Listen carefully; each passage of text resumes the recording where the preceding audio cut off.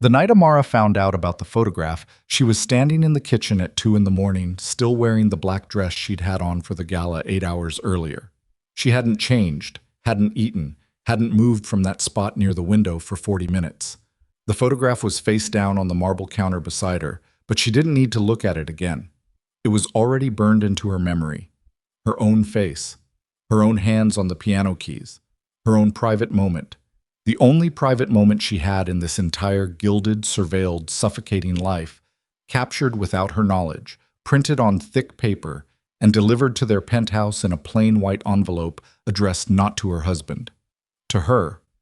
Whoever sent it wanted her to know she had been watched, wanted her to feel it, and she did. She felt it in her teeth. The photograph was a message, but the message wasn't for Jae-hyun. It was aimed directly at her, at the one sliver of this life that still belonged to Amara Bennett Kang alone. And someone had reached in and put their fingerprints all over it. She heard his footsteps before she saw him. Jae-hyun moved quietly for a man of his size, but after 18 months of sleeping in the same penthouse, not the same bed, but the same penthouse, she had learned the particular weight of his presence before he entered a room. He stopped in the kitchen doorway. She didn't turn around. "You saw it," he said, not a question. "It was addressed to me," she said. "So yes." The silence stretched between them like a wire pulled too tight. She heard him cross the kitchen floor, heard him stop beside her. She still didn't look at him. She kept her eyes on the city lights below, Seoul glittering and indifferent 23 floors down. "I'm handling it," he said. "You're handling it." She let that sit for a moment.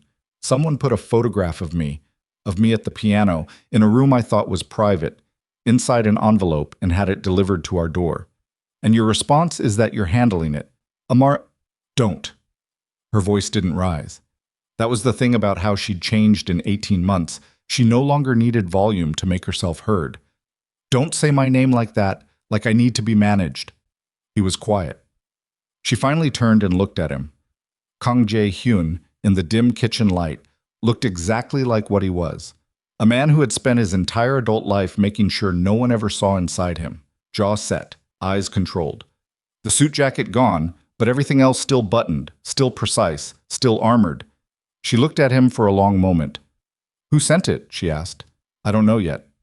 "But you have an idea." He didn't answer, which was its own kind of answer. She picked up the photograph, looked at it one more time, herself, captured without consent, made into a message, and set it back down. "Okay," she said quietly. She walked past him toward the hallway. He didn't stop her. He never stopped her. That was the thing she had spent 18 months trying to decide whether she hated or respected about him. She got to the doorway and stopped. "Jae-hyun." "Yes." "The next time someone sends something to this house addressed to me," she said, "I want to be the first person who opens it." She didn't wait for his response.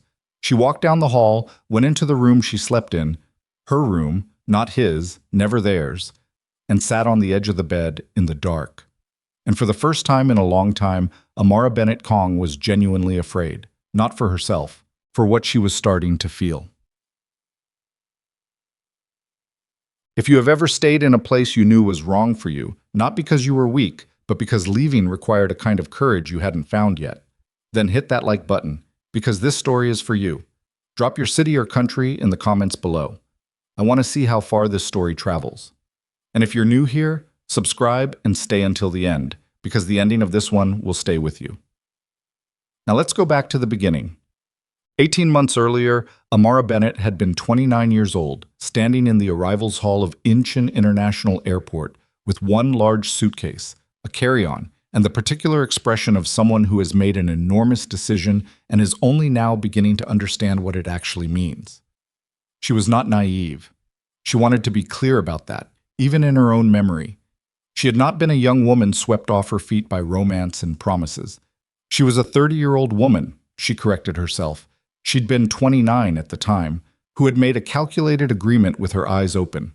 The marriage to Kang Jae-hyun had been arranged.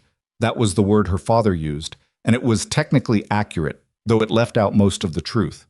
Her father, Marcus Bennett, had spent 11 years building a private equity firm in Atlanta with Korean partners. His primary partner, Kang Sung-jin, Jae-hyun's father, had kept the partnership alive through periods when it should have collapsed, and Marcus had done the same in return. The two men had built something real together, and when Sungjin's health began declining and his son moved to consolidate control over the family's more complicated holdings, a marriage between their families had been proposed as both a symbol and a safeguard. Her father had not forced her. She wanted that to be clear too, because it complicated the story in a way that was harder to explain but more honest.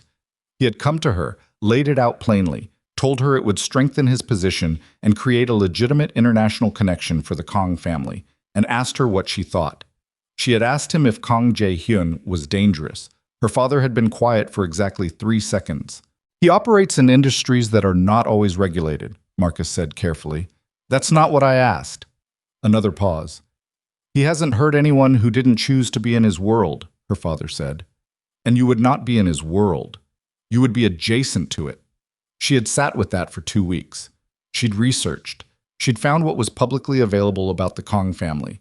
The legitimate businesses, the shipping, the real estate, the hospitality holdings.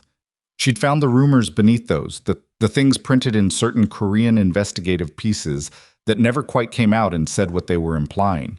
She'd found photographs of Jae-hyun at public events, controlled, well-dressed, unreadable. She had also, honestly, looked at her own situation. She had a master's degree in international business. She had spent 3 years working for a consulting firm in Atlanta that was slowly restructuring itself out of needing her particular role. She had an apartment, 2 close friends, a long-distance relationship that had ended 18 months prior and left her with a very clear sense of what she did and did not want. She did not want to be someone who waited for her life to happen. She said yes. The wedding had been small by any standard that mattered in Jae-hyun's world. 40 people, an event space in Seoul's Gangnam district, a ceremony that lasted 30 minutes, and a reception that lasted 2 hours. Jae-hyun had stood beside her the entire time, with his hand at the small of her back, and she had thought, this man is performing. He's very good at it, but he's performing. She had been performing too. So she didn't hold it against him. What she hadn't expected was for the performance to keep going when they got home. The penthouse was extraordinary. She was not so committed to being unimpressed that she could pretend otherwise. 43rd floor of a building in Yongsan-gu with views that felt obscene. Han River on one side, the city climbing its mountains on the other. The interior was the kind of minimalist that cost more than decorated. Every surface clean, every line intentional, everything beautiful and nothing personal. She had stood in the main room that first night with her suitcases behind her, and Jae-hyun had shown her around with the efficiency of someone walking a colleague through an office, and then he had stopped at the end of the hallway. "Your room is here," he said, gesturing to the door on the left. She had looked at the door, then at him. "And yours?" she asked. "Down the hall." He paused. "I work late. I didn't want to disturb you." It was gracious. It was also a wall built on the first night of their marriage, and Amara had stood there looking at it and deciding whether to say something or let it go. She had let it go. She'd told herself it was strategic, that they needed time, that a marriage between 2 strangers required patience and they were being sensible. She had believed that for about 4 months. By month 6, she had stopped pretending she didn't feel the particular ache of lying awake in a beautiful room listening to the silence of a penthouse where another person lived 12 feet away and might as well have been in a different country. Jae-hyun was not unkind. That was what made it so disorienting. He asked about her days. He made sure the housekeeper knew her dietary preferences. When she mentioned she was struggling with Korean, he arranged for a tutor without her having to ask twice. When she wanted to go somewhere in the city, there was always a car. When she attended events with him, and there were many events, galas and dinners and business gatherings where she stood beside him in expensive clothes and smiled at people whose names she was still learning, he stayed close. He introduced her to everyone. He made her feel, in those public moments, like someone who mattered. Then they came home and the door at the end of the hallway closed, and she was alone again. She had tried, at month 4, to have a direct conversation about it. She had knocked on his study door at 11 o'clock on a Tuesday night, which she later understood was earlier than he usually went to bed, and when he'd said, "Come in," she had gone in and stood across from his desk, where he was working on something she couldn't see. "I want to talk about what our marriage is supposed to be," she said. He had looked up. His expression hadn't changed, but she'd noticed something shift in his eyes. Not discomfort, exactly.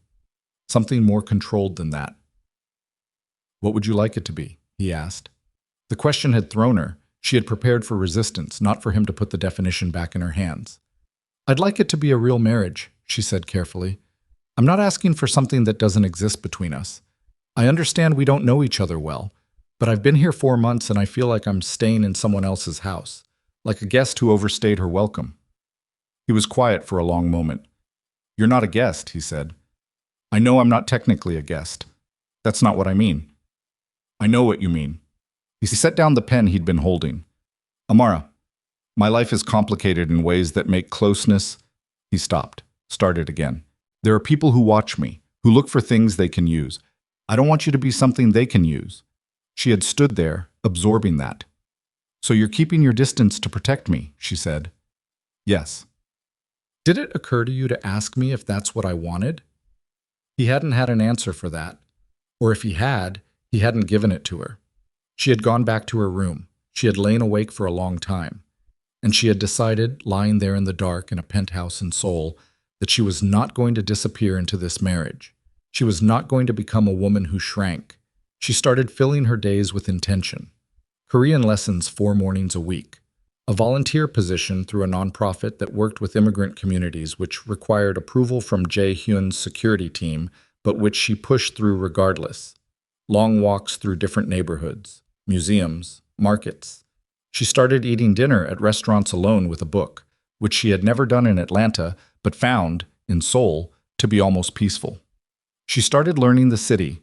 And then, 7 months into the marriage, she found the piano. It was on the 4th floor of a cultural center in Mapo-gu that she wandered into after getting turned around during a walk. The space offered classes and studio time, and there was a room near the back with an upright piano that someone had left unlocked. She sat down at it without thinking, the way you sit down somewhere that just receives you, and placed her hands on the keys.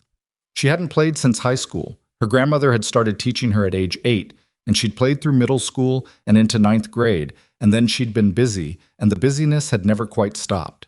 She played a few notes, then a few more. Her fingers didn't remember what they'd once known, but they remembered that they had once known it, and that was something. She signed up for adult beginner lessons the following week. The instructor assigned to her was a man named Elias Carter. He was black, American, somewhere in his mid-30s, with the particular easy calm of someone who had made peace with the gap between what he'd imagined his life would be and what it had turned out to be. He was in Seoul on a 2-year teaching contract that had extended twice. He had a small apartment in Seodaemun-gu and what appeared to be a genuinely uncomplicated soul. He taught piano the way Amara imagined a good teacher taught anything.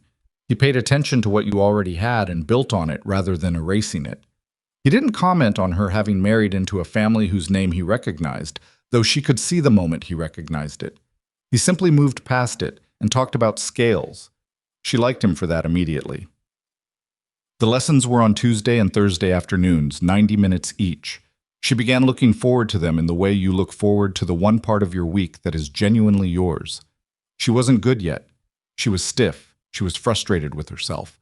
She made the same errors repeatedly and felt the particular embarrassment of being bad at something in front of another person. But Elias was patient in a way that didn't feel like pity, and the music itself was its own small revelation. Sound she was making herself. Something she was building. She started practicing at the cultural center between lessons. Then she asked Jae-hyun if there was any possibility of getting a keyboard for the penthouse. He had arranged for a full upright piano to be delivered and placed in the room she used as a sitting area, without asking why she wanted it and without asking what she was going to do with it. She had stood in the doorway looking at it and felt, for the first time in 7 months, that something in this apartment actually belonged to her. She had not said thank you to Jae-hyun yet because she hadn't seen him yet that day.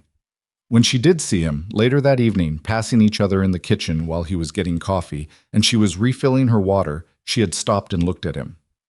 "The piano," she said. "Yes," he said. "Thank you." He had looked at her with that expression she'd stopped trying to decode. Not cold exactly, not warm either, something in between that she didn't have a name for. "You play," he said. "I'm learning," she said. Again. He nodded, once, and turned back to the coffee machine. She had stood there for another moment, unsure what she'd been hoping for, and then she'd taken her water and gone back to the piano room and sat down and played badly for an hour. And it was genuinely one of the better hours she'd had in Seoul. That was month 7. By month 10, she could play 3 songs without looking at her hands. She practiced every evening, and she'd noticed, without deciding to notice, that Jae-hyun sometimes stopped walking past the room. She never saw him standing there when she looked up, but there were pauses in the hallway that hadn't existed before. Brief silences that suggested someone listening before continuing to wherever they were going. She didn't say anything about it. She kept playing. And somewhere in that sound, in those imperfect, gradually improving songs that filled the penthouse every evening, something between them began, almost imperceptibly, to shift. She didn't know it yet. She was too busy learning the music. But the man at the end of the hallway was listening, and he was starting for the first time to be afraid of what that meant. Jae-hyun heard the piano stop. He had been in his study for the past 2 hours, working through a set of documents that required his signature and his attention. And for the past 2 hours, the sound from down the hall had been part of the background of the penthouse in the way it had been for 3 months now. Present, imperfect, occasionally startling in its small moments of accuracy. She was working on something with a repeated left-hand pattern that she kept losing in the middle, and he had tracked her progress through the wall without meaning to, and now it had stopped. He checked the time, 9:47, earlier than usual. He went back to the documents, signed 2, read the 3rd without absorbing it, read it again. At 10 past 10, he got up and walked to the kitchen for water he didn't particularly need. The piano room door was open, the room was dark. The bench was pushed back at a slight angle, the way she left it when she stood up in a hurry. He stood in the hallway looking at the empty bench for a moment, then turned and went back to his study. He sat down. He did not pick up the pen. What was happening to him was not something he had a clean name for. He was a man who had spent 20 years building a precise internal architecture. Every emotion assigned a function, every instinct categorized, every weakness identified and either eliminated or contained. He had learned early that men in his position who felt things visibly did not last, and he had built himself accordingly, and it had worked. It had worked for a long time. The piano was dismantling something, not the piano itself. He was honest enough with himself to be specific about it. The woman playing the piano. The way she had changed over the past 3 months. The particular quality of her frustration when she made the same error 4 times in a row. The sharp exhale, the pause. The way she started again without giving herself any softness about it. The way she laughed sometimes when she got something right. Not the polished social laugh he knew from public events, but a shorter, involuntary thing, like she'd surprised herself. He had heard it twice through the wall. It had landed somewhere in his chest both times in a way he hadn't been prepared for. He picked up the pen, set it down again. He had been watching her for 3 months now, not the way his security team watched her. Not clinically, not protectively, not for threat assessment, just watching. The way she moved through rooms she was still making her own. The way she argued with her Korean tutor on the phone in the tone of someone who respected the person but was not going to let herself be wrong quietly. The way she ate breakfast alone every morning with complete self-possession, reading something on her phone or looking out at the river, not waiting for company and not seeming to miss it. She had more self-possession than most of the men who sat across from him in business meetings. And he was keeping her at a distance, and she was letting him, and both of them knew it, and neither of them knew what to do with that knowledge. He signed the 3rd document, then the 4th. Then he went to bed. He lay awake for an hour. Downstairs in her room, which was 17 steps from his, he knew because he had counted exactly once and immediately been annoyed at himself for counting. The light under her door was on until after midnight. He knew because he checked. The following Tuesday, he came home earlier than he'd planned. A meeting in Mappo had ended 40 minutes ahead of schedule, and his driver pulled up to the building at 4:15, which was 40 minutes before Jae-hyun typically returned, and which meant he walked into the penthouse while Amara was still out at her lesson.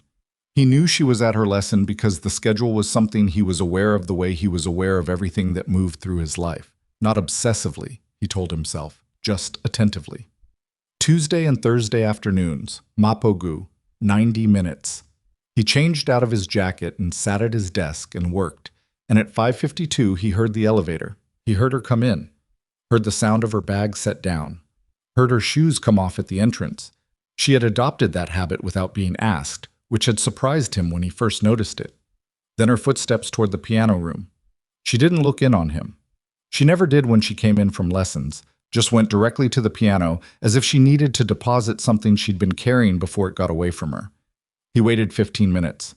Then he walked down the hall. Her door was open. She had her back to him, working on the same left-hand pattern that had been giving her trouble, but something was different about it now. She had slowed the tempo significantly, almost uncomfortably slow, and she was hitting every note with deliberate, exaggerated intention, drilling it down into her fingers. He stood in the doorway. She felt him before she heard him. He saw her shoulders shift slightly, that tiny readjustment of a person who has become aware of being observed, but she kept playing. "Your teacher do that?" he asked. "The slow tempo thing." She finished the phrase before she answered. "Yes," she said. "He says if you can't play it slow, you can't really play it at all. Fast is just slow with the pauses removed." "He's right." She turned on the bench and looked at him. She did this without being startled, without that quick, awkward reorientation of someone caught doing something private. She just turned and looked at him straight, the way she always did, and he had never quite gotten used to it. "Since when do you know anything about piano?" she asked. "I don't. It's just logical." She studied him for a moment. "You want to come in, or are you just going to stand there?" He came in. There was one chair in the room, a low-backed thing near the window that didn't match anything else in the penthouse. She had bought it herself, he knew, from a market in Hongdae. He sat in it without asking if that was all right. She turned back to the keys, played the passage again, still slow. He watched her hands. "He's a good teacher?" Jae-hyun asked.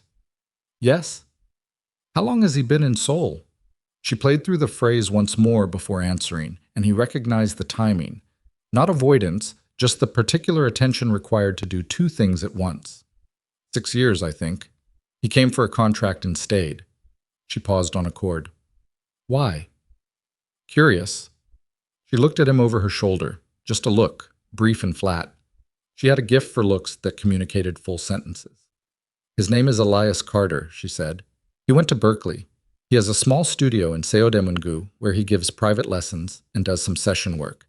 He is completely normal and completely harmless, and if you've already looked into him, you could just say so." The silence lasted about 4 seconds. "I looked into him," Jae-hyun said. "I know you did." She went back to playing. "I assumed you would. I'm not angry about it. I just don't want us to perform the thing where you ask questions you already know the answers to." He absorbed that. It was the most direct she'd been with him since the kitchen conversation at month 4, and it landed differently now. Not as an accusation, but as something closer to ground rules. "This is how I want to talk to you. Are you capable of that?" "Fair," he said. She kept playing. He sat in the market chair and listened, and neither of them said anything for a long time, and it was the least uncomfortable silence they had shared in 10 months of marriage. He started appearing at the piano room door more regularly after that. Not every evening. He was careful, in a way he recognized as stupid the moment he acknowledged it, to space out his appearances so they didn't seem like what they were. Every second or third evening. Sometimes he came in and sat in the market chair. Sometimes he stood in the doorway for a few minutes and went back to his study. Once, when she hit a passage cleanly that she'd been fighting with for 2 weeks, he said nice from the hallway and kept walking and heard her laugh behind him, that short, involuntary thing, and had to stop himself from stopping. What he was doing was learning her.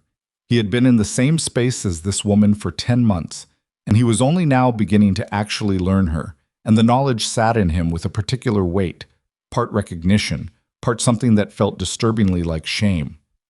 At events, he had always known how to present them.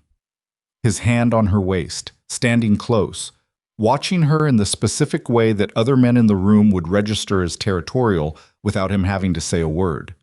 He had been performing devotion for 10 months, and he was very good at it, and the performance had served its purpose. She was, as far as the world knew, the most protected woman in Seoul. No one with sense would attempt to reach her. But inside the penthouse, the performance had never started. He had told himself it was protection. He had believed that. He still believed it, in the part of himself that was coldest and most honest.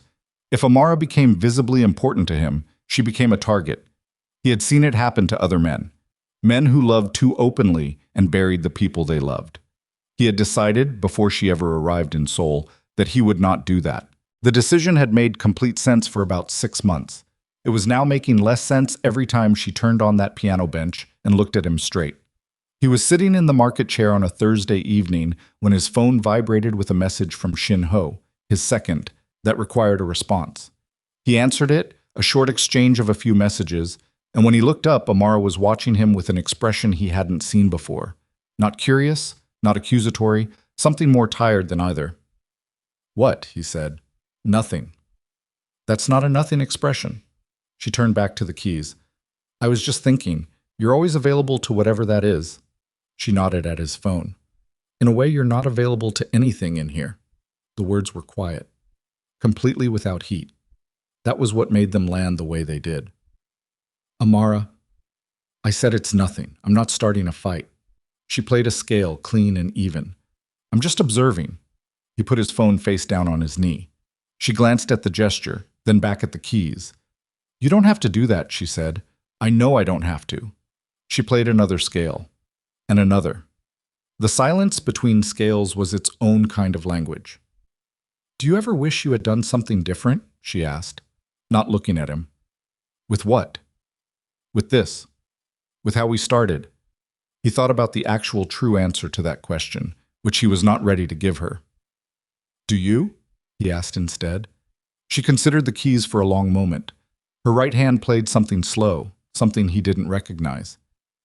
"I don't wish I'd said no," she said finally. "I wish the in-between looked different." He understood what she meant. He didn't say so. But he understood it, and she probably knew he understood it, and they sat with that understanding between them, like something fragile they were both trying not to drop. The following Thursday, Jae-hyun had a meeting that should have run until 7 and ended at 5:30 when one of the attendees had a family emergency and the conversation dissolved. He told his driver to take him home, and he was in the elevator when he remembered Amara's lesson ran until 5. He walked into the penthouse at 5:44. The piano was playing, but not Amara. He stood in the entrance for a moment, processing the sound. A different quality, practiced and precise, and adult. Then he walked down the hallway, and he stopped at the piano room door, and the man sitting at his wife's piano, in the room that had become the single space in this penthouse that felt alive, was Elias Carter. Amara was sitting in the market chair. She was leaning forward slightly, elbows on her knees, completely engaged. She was watching Elias's hands on the keys with the expression Jae-hyun recognized as the one she wore when she was actually learning something. Open, unguarded, not performing attention, but just paying it. Elias was demonstrating something, some passage she'd been working on, playing it first at speed and then breaking it down, talking through it as he played. His voice was easy and instructional and gave Jae-hyun nothing to work with whatsoever, which was its own kind of provocation without Elias knowing it. Neither of them had heard him arrive. He stood in the doorway for approximately 5 seconds. Long enough to see Amara's face clearly, relaxed in a way it wasn't when she was performing for anyone, not laughing, not performing warmth, just present and genuinely engaged by what was happening in front of her. He was looking at his wife. For the first time he understood, with a cold precision that had nothing to do with jealousy and everything to do with it, that he had no idea how often she looked like that, because he was never in the room. He knocked on the door frame. Both of them looked up. Amara registered surprise and then collected herself in under a second, which told him the surprise was genuine. Elias stopped playing immediately and stood, not from guilt, Jae-hyun noted, but from the social reflex of a man who had been raised to stand when someone entered a room. "Mr. Kang," Elias said. "Sit down," Jae-hyun said. "I didn't mean to interrupt." He looked at Amara. "I came home early." "I'll be in my study." "You don't have to leave," Amara said. The sentence sat in the air between the three of them for a beat. "I'm not leaving," Jae-hyun said. "I'm giving you the room."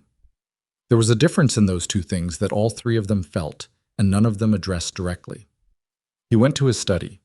He sat at his desk and did not open a single document for 14 minutes. He looked at the wall. He thought about her face when she was watching someone else's hands on her piano, that unguarded quality. And he thought about every evening he had chosen his study over the market chair, and he sat with all of that until it became something he could breathe through. His phone buzzed. Shin-ho. A development with the Yoon arrangement, nothing urgent, tomorrow would do. He put the phone down. At 6:43 he heard the front door close, which meant Elias Carter was gone. He heard Amara's footsteps in the hallway, slower than usual, and then they stopped outside his study door. She knocked once. "Come in," he said. She opened the door. She didn't come all the way in, just stood with one hand on the doorframe, and she looked at him with an expression he still didn't have a name for. It had more components in it than he could read. "He was showing me what the passage is supposed to feel like when it's right," she said. "I couldn't get it from description alone. He offered to come here instead of the studio because I'd been frustrated about it." "I know," Jae-hyun said. "I'm telling you anyway." He looked at her. "I know," he said again, and meant it differently the second time. She stayed in the doorway for another moment. "You could have stayed," she said, "if you'd wanted to." He didn't answer. She nodded once, the way she did when she received information she had expected and was filing it away, and she went back down the hallway. He sat at his desk until 9. The Yoon arrangement, it turned out, could not wait until tomorrow. Shin-ho called at 7:40 the following morning, and by 8, Jae-hyun was on his way to a meeting that would take up the next 9 hours. The Yoon family had been a lateral alliance for 6 years. Not subordinate, not equal, a specific relationship of mutual restraint that had held because both sides had understood the cost of breaking it. Something had shifted. A transaction. Jae-hyun hadn't authorized had been made through a channel that should not have known it existed, and when he sat across from Yoon Tae-suk in the back room of a restaurant in Apgujeong at 9 that morning, the other man's face told him this was not a mistake. It was a test. He responded to the test the way he responded to everything, without showing what it cost him and without leaving any ambiguity about where the line was. The meeting took 3 hours. When it ended, Yoon Tae-suk understood something that he had apparently needed to be reminded of, and Jae-hyun drove back across the city, feeling the particular flat exhaustion that came not from physical exertion, but from sustained, controlled performance in a room with high stakes. He called Shin-ho on the way home. "The channel," he said. "How long has it been compromised?" "We don't know yet. We're working back through the last 6 months. Work back 12. A pause. "Yes. And Shin-ho?"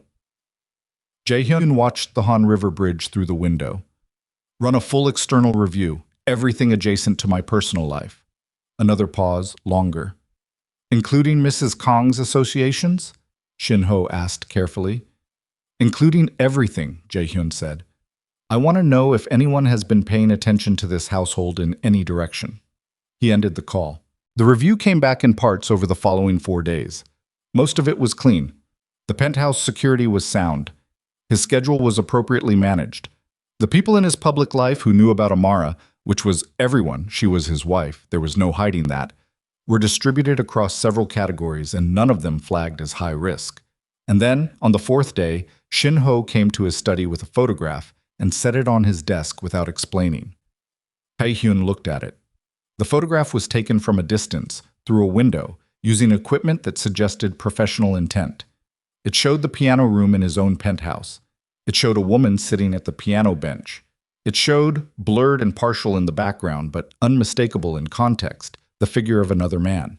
It was dated 6 weeks earlier. Someone had been watching his penthouse for at least 6 weeks, and they had taken a photograph not of him, not of a transaction, not of anything that constituted evidence of anything illegal. They had taken a photograph of his wife. "The envelope," Jae-hyun said. His voice was completely level. "There's an envelope," Shin-ho said. "Yes. We intercepted it this morning before it was delivered. It was addressed to Mrs. Kang directly." Jae-hyun looked at the photograph for another moment. Then he looked up at Shin-ho. "What else was inside it?" Shin-ho hesitated, which was unusual for him. "One line," he said, "printed on plain paper. Choose carefully." The room was very quiet.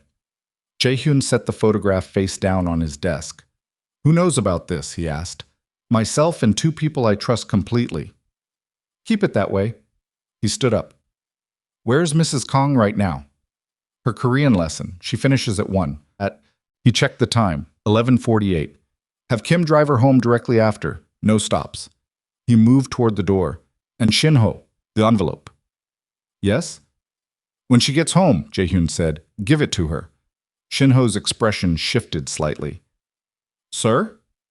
She lives in this house, Jae-hyun said. It was addressed to her. She has a right to know. He walked out. He went to the kitchen and stood at the window that overlooked the city and breathed through the understanding that was expanding in his chest like something cold and inevitable, the understanding that he had miscalculated. Not about Amara, not about Elias Carter, not about the people who might see his marriage as a lever. He had miscalculated the most fundamental thing. He had believed that keeping distance would make her invisible. But Amara Bennett Kang was not invisible. She had never been invisible. She was a woman who walked through Seoul with complete self-possession, who argued with tutors and bought market chairs and played piano in a room full of windows. And the distance between them had not protected her. It had just meant he hadn't been in the room. Someone had been watching his wife for 6 weeks. And the only reason they would send that photograph to her instead of to him was to establish something specific, that they knew where she was, that they knew what mattered to her, that if he had something to lose, they had found exactly what it was. He heard the elevator at 117. He heard her come in, heard the bag go down, heard her shoes. Then a pause that told him Shin-ho had met her in the entrance. He didn't move from the kitchen window. He heard her footsteps. Then they stopped. Then they continued toward the kitchen, faster than her usual pace. She came in and stood across from him, and she was holding the photograph in the envelope, and her face was not frightened. He had expected frightened, or at least shaken. But what he saw was something harder than that, something with edges. You knew, she said. I found out this morning. And you told him to give it to me. Yes. She looked at the photograph in her hand, then at him. Someone has been photographing me through my own window for 6 weeks. Yes. And the message is addressed to me. Yes. She set the photograph down on the counter between them with a controlled precision that told him exactly how much effort the precision was costing her. So this is about you, she said.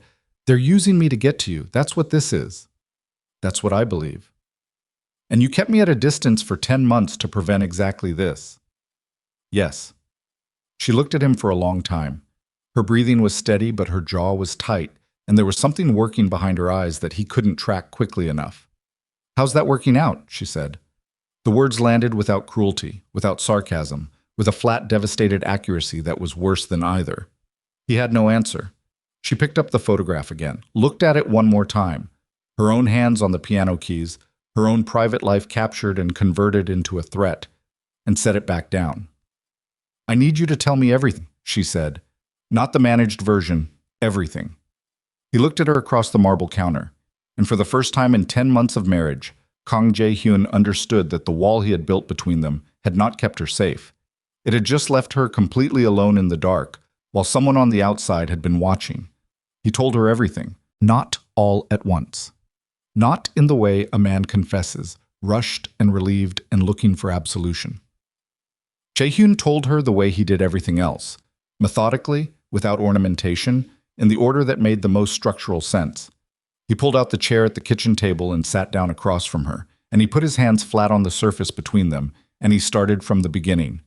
The Yoon arrangement, the compromised channel, the 12-month review that Shin-ho was running, the photograph and its implications. Not just that someone had been watching the penthouse, but what kind of watching it was. Professional equipment, sustained observation, the deliberate choice to address the envelope to Amara rather than to him. She sat across from him and didn't interrupt once. She had her hands folded on the table and her eyes on his face, and she listened with the specific quality of attention that he'd noticed in the piano room. Not passive, not performing engagement, genuinely processing, filing things, building her own map of what he was telling her. When he finished, she was quiet for a moment. The Yoon family, she said. Is that who sent it? I don't know yet. Yoon Tae-suk would be the obvious read, but obvious reads in my world are usually wrong. Someone who wanted me to immediately suspect Yoon would structure it exactly this way. So it could be someone using Yoon as a screen. Yes. She unfolded her hands, refolded them. And the channel that was compromised. How long has someone had access to your internal communications? Shin-ho is working back 12 months. We don't have a number yet. So potentially everything you've communicated internally for a year has been visible to someone else. Potentially. She absorbed that. He watched her absorb it, the small tightening around her eyes, the way her breath adjusted, not panicked, recalibrating. "And me," she said. "My schedule, my lessons, the cultural center. Elias.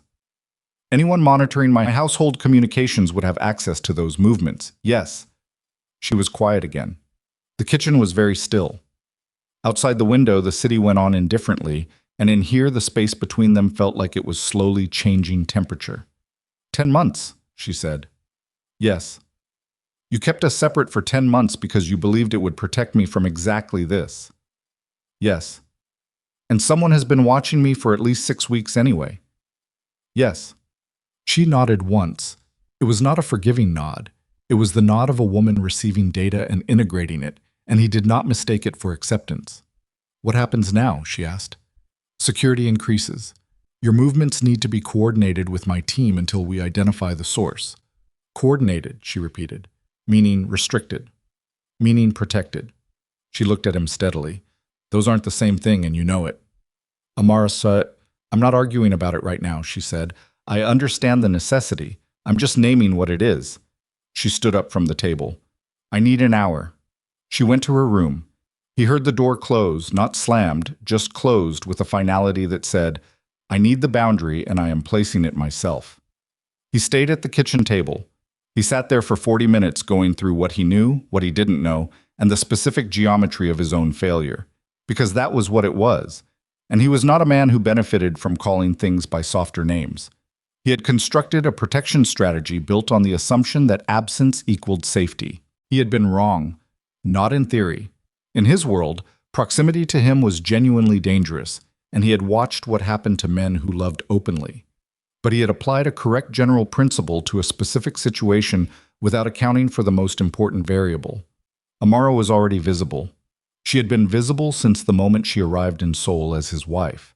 The cameras at every event, every public appearance, every dinner, they had documented her existence comprehensively.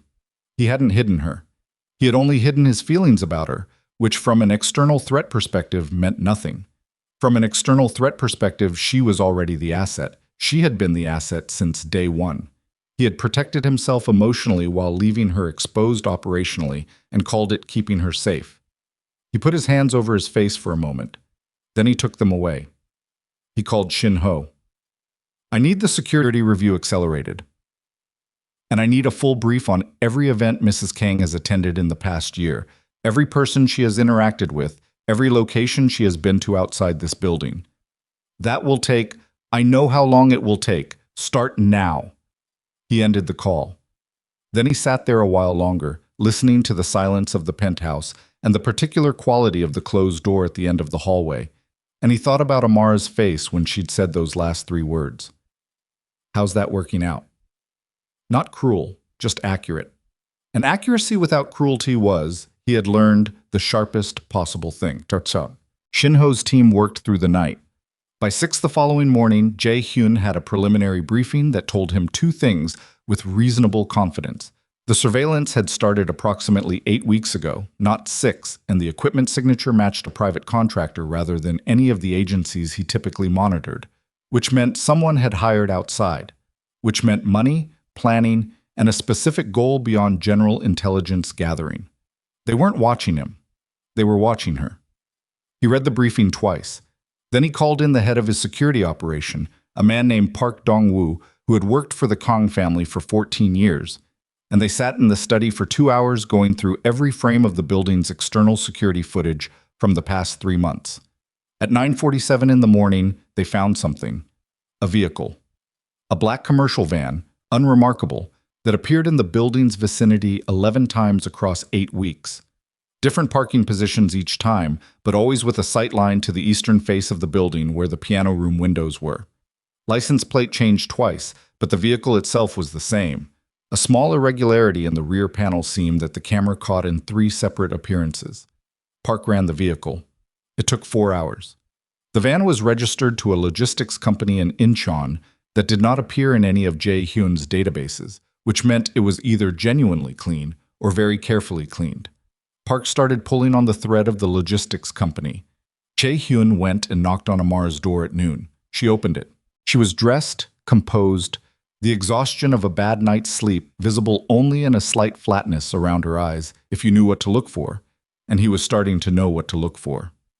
"I need to tell you what we found this morning," he said. She stepped back and let him in. He told her about the van, about the 8 weeks, about the contractor's signature. He watched her face as he talked, and he saw the moment it shifted. Not from calm to fear, but from one kind of alert to another, sharper, more interior. 8 weeks, she said. Yes. That's before, she stopped. Before what? She looked at the wall, working something through. Elias came to the penthouse for the first time 7 weeks ago, to show me that passage, the first time he was ever in this building. Jae-hyun felt something click into alignment in his chest. Not good alignment, the other kind. "You think they photographed him here deliberately," he said, "to create an implication. I think someone started watching me 8 weeks ago, and then 7 weeks ago a man visited my apartment, and then 6 weeks ago they took a photograph specifically framed to include him, and then they sent that photograph to me with a message that said, 'Choose carefully.'" She looked at Jae-hyun. "That's not coincidence." "No," he said. "It's not."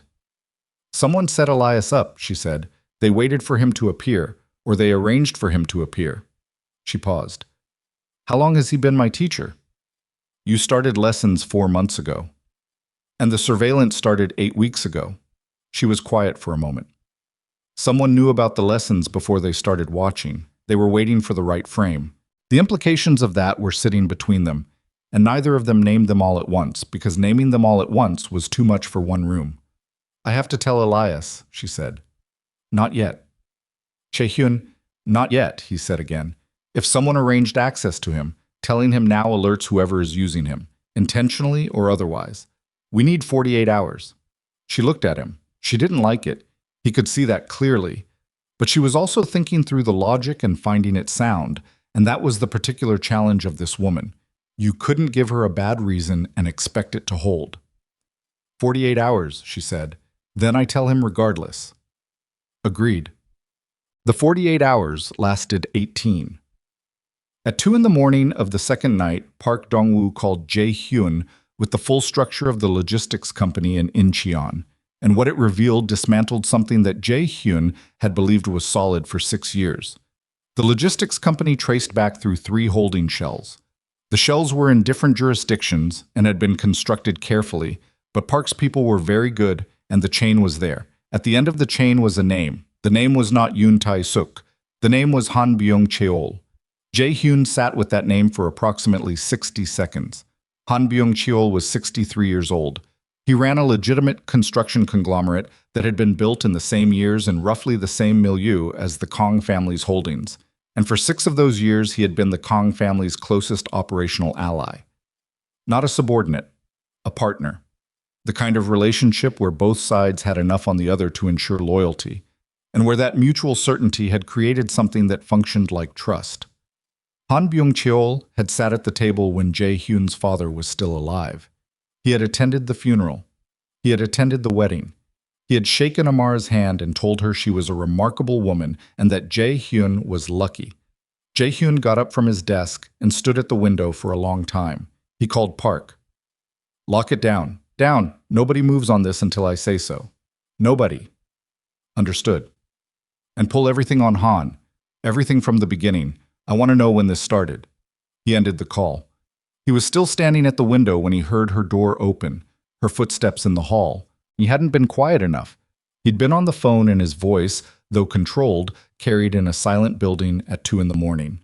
She knocked on his study door. "Come in," he said, still facing the window. She came in. He could see her reflection in the glass, standing just inside the door in what he recognized as the clothes she'd been awake in, not what she'd changed into for sleeping, which meant she hadn't slept either. "What happened?" she said. It wasn't a question. He turned around. He looked at her for a moment. He thought about the managed version, the softened edges, the controlled release of information in the order that would be least alarming.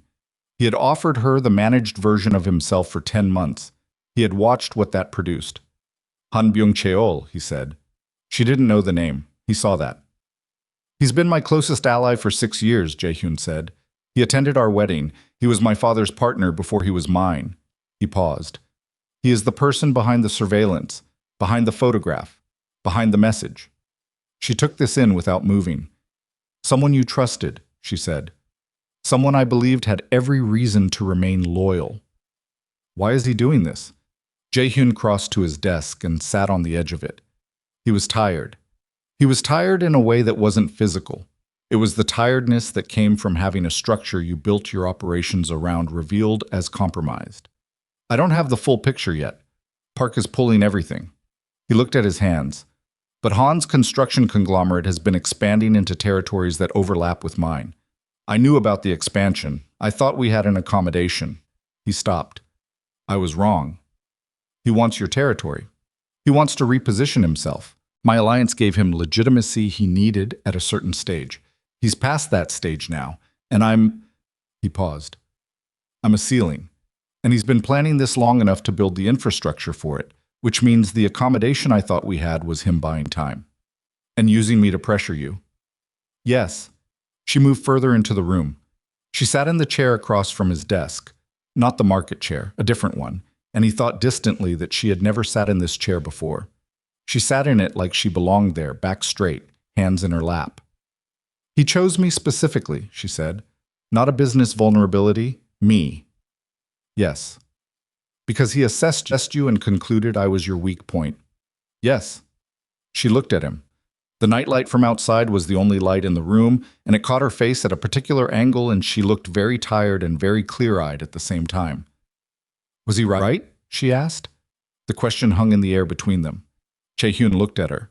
At this woman who had arrived in Seoul with one large suitcase and navigated 18 months of a marriage that was not a marriage, and built herself a life inside it anyway. Who had found a piano and a teacher and practiced until her fingers remembered what they knew. Who had sat across from him in this kitchen last night and received information that would have shattered other people and instead asked, what happens now? He had spent 10 months keeping her at a distance to protect himself from the answer to this question. Yes, he said. She held his gaze. Then we have a problem, she said quietly. Because the person using me against you is still out there. And right now your response is to increase my security and restrict my movements, which tells him his strategy is working. What would you have me do differently? I don't know yet, she said. I'm not the one who's been running a criminal empire since I was 25. But I know that retreating signals to him that I'm exactly what he thinks I am. A pressure point. A thing to apply force to. He looked at her. And if we don't retreat, he said carefully, we're walking into whatever he's planning next with incomplete information. We're walking into it either way, she said. The only question is how. He was quiet for a moment. You said we. She met his eyes. I said we. The silence between them was different from the silences of the past 10 months. Those silences had been empty or careful or armored. This one had something living in it. He looked away first, moved to the window. The city below, 3 in the morning, still lit, still moving. Park found something else, he said. His voice was lower now. In the 12-month communication review. She waited. Han's people had access to internal communications for approximately 9 months, he said, which means they've been inside our operational structure since before you arrived in Seoul. He heard her take a breath. They knew about the marriage before it happened? She asked. They knew within 48 hours of the decision being finalized. So everything, she said. The arrangement with my father, the terms, why I came here. Yes. He turned back to face her. Her expression had not crumbled, but something had shifted in it. Not fear, something more specific than fear. The look of a person recalculating a situation and finding it significantly worse than the previous calculation. My father, she said. Does Han have information about my father's business dealings with the Kang family? He held her gaze. That's what Park is trying to establish. She looked at the window past him. At the city. At nothing specific in the city, just the habit of having somewhere to put your eyes when you need a moment that isn't someone else's face. If Han has that information, she said slowly, he doesn't just have leverage over you. No. He has leverage over my father. Yes. She was quiet for a long time. When she looked back at him, her eyes were very clear and very dark. Tell me what you need from me. Right now, I need you to stay inside this building. For how long? Until we understand the shape of this. She nodded. Once. The same filing away nod. But beneath it, he could see the thing she was not saying, and it pressed on him because he knew what it was.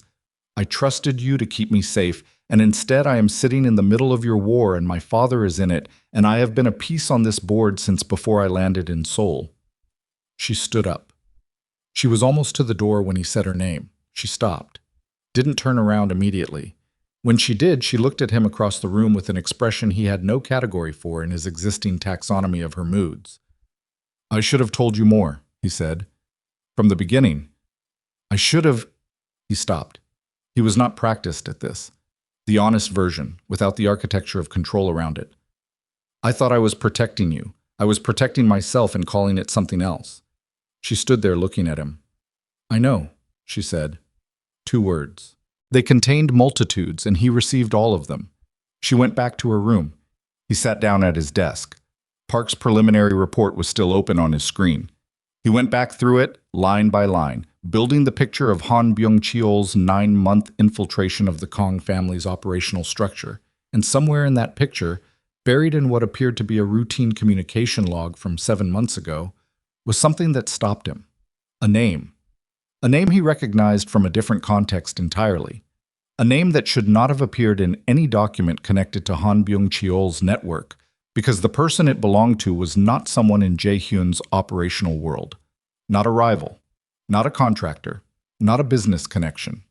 The name was Park Jae-won, his own cousin. Jae-hyun sat with that for a long time. Park Jae-won was 38 years old. He worked inside the Kang family's legitimate holdings. Real estate management, nothing with direct operational exposure. He had been present at every major family event for the past 15 years. He had been at the wedding.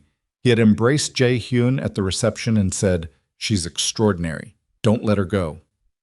His name was in Han Byung-cheol's communication logs, in a context that could not be coincidence. Jae-hyun read the entry 3 times to make sure he was reading it correctly. He was reading it correctly. His cousin had been feeding information to Han Byung-cheol for at least 8 months. Not operational intelligence. He didn't have access to that. Personal intelligence, schedules, habits.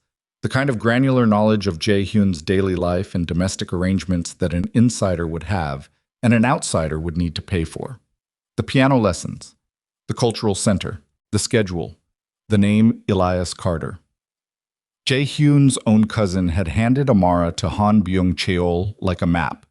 He sat very still for approximately 3 minutes.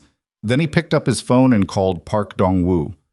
"Jae-won," he said, when Park answered. "Find him. Don't contact him. Don't alert him. Find him and put eyes on him and call me in 1 hour." A pause. "Sir," Park said. "Jae-won as in..." "Yes," Jae-hyun said. He ended the call. He sat in his study in the dark, in the building where his wife was lying awake in her room 17 steps down the hall, and he felt the architecture of his entire world shift beneath him in a way it hadn't shifted since his father died, and he understood with absolute clarity what the shift meant. He had built his entire life on the certainty that he knew who was around him. He had been wrong about Han. He had been wrong about his own blood.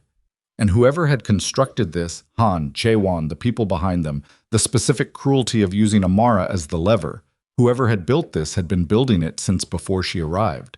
She had been chosen before she ever set foot in Seoul, and he had spent 10 months keeping her at a distance while the trap was assembling itself around both of them. He was still sitting in the same position 40 minutes later when his phone buzzed. "Park." He answered. "Jae-won left his apartment 4 hours ago," Park said. "His phone went dark at 11:17 p.m. We found his car in Mapo, near the Han River pedestrian bridge." A pause. "Sir, there's something else." "Say it." "There's a message on his phone. We pulled it before it went dark." Another pause. "It was sent to an unregistered number. The message says, 'She knows about the photograph. Move the timeline up.'" The room was very quiet. "When was it sent?" Jae-hyun asked. "Tonight," Park said. 11:04 p.m. 3 minutes after you told Mrs. Kang about Han Byung-cheol." Jae-hyun closed his eyes for exactly 1 second. Someone in this building had access to his conversation with Amara. Not through external surveillance, through something close enough to hear. He stood up. He moved through the penthouse quickly, checking the rooms, the corners, the places you put something small and electronic when you wanted to know what happened inside four walls. And in the piano room, in the room with her piano, in the room where she had spent 3 months building something that was only hers, he found it. Behind the baseboard panel near the window, a device the size of a thumbnail. He held it in his palm and looked at it, and he thought about every conversation that had happened in this apartment in the past weeks. Every word he and Amara had exchanged inside these walls. Every moment he had thought was private. Someone had been inside their home, not watching through a window, inside. And the person who had let them in, or who had placed this themselves during one of the many family occasions when Jae-hyun moved freely through this penthouse as a trusted member of the family, had just sent a message that meant Han Byung-cheol knew the timeline had changed. Jae-hyun looked at the device in his hand.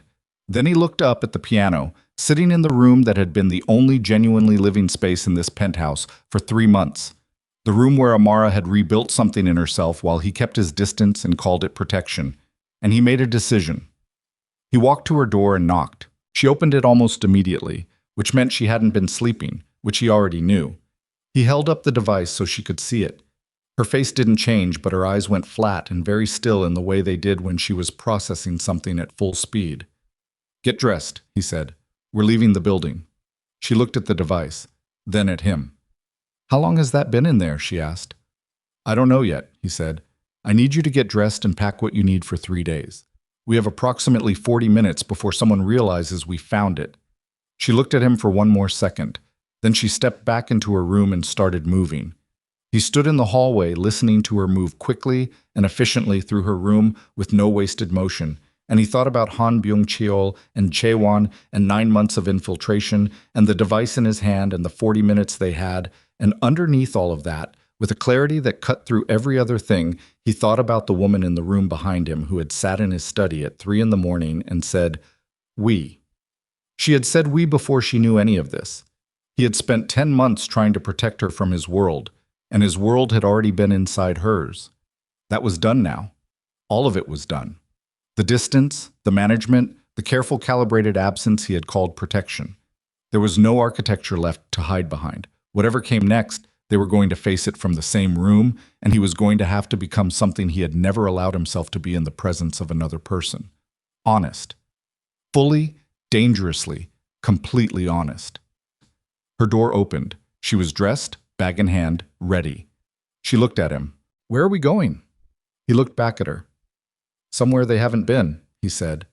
They took the service elevator. Jae-hyun had planned for contingencies in this building since the day he moved in, not because he had expected exactly this, but because a man in his position who did not plan for the necessity of leaving quickly was a man who did not last. There was a route through the building's maintenance infrastructure that bypassed the lobby, the parking structure, and the 2 external cameras that fed to the building's management office, rather than to his own security system. He had never used it. He had hoped, in the abstract way you hope for things you are not counting on, that he never would. He went through it now with Amara 1 step behind him, her bag over her shoulder, moving without being told to move quickly and without asking questions that would slow them down. The service exit opened onto a narrow street behind the building that smelled like garbage and cold concrete. A car was already there, not his usual vehicle, not anything registered to his name or his organization. Park had arranged it 30 minutes ago, a clean car with a driver who had worked for the Kang family for 11 years, and whose loyalty Jae-hyun had never had reason to question.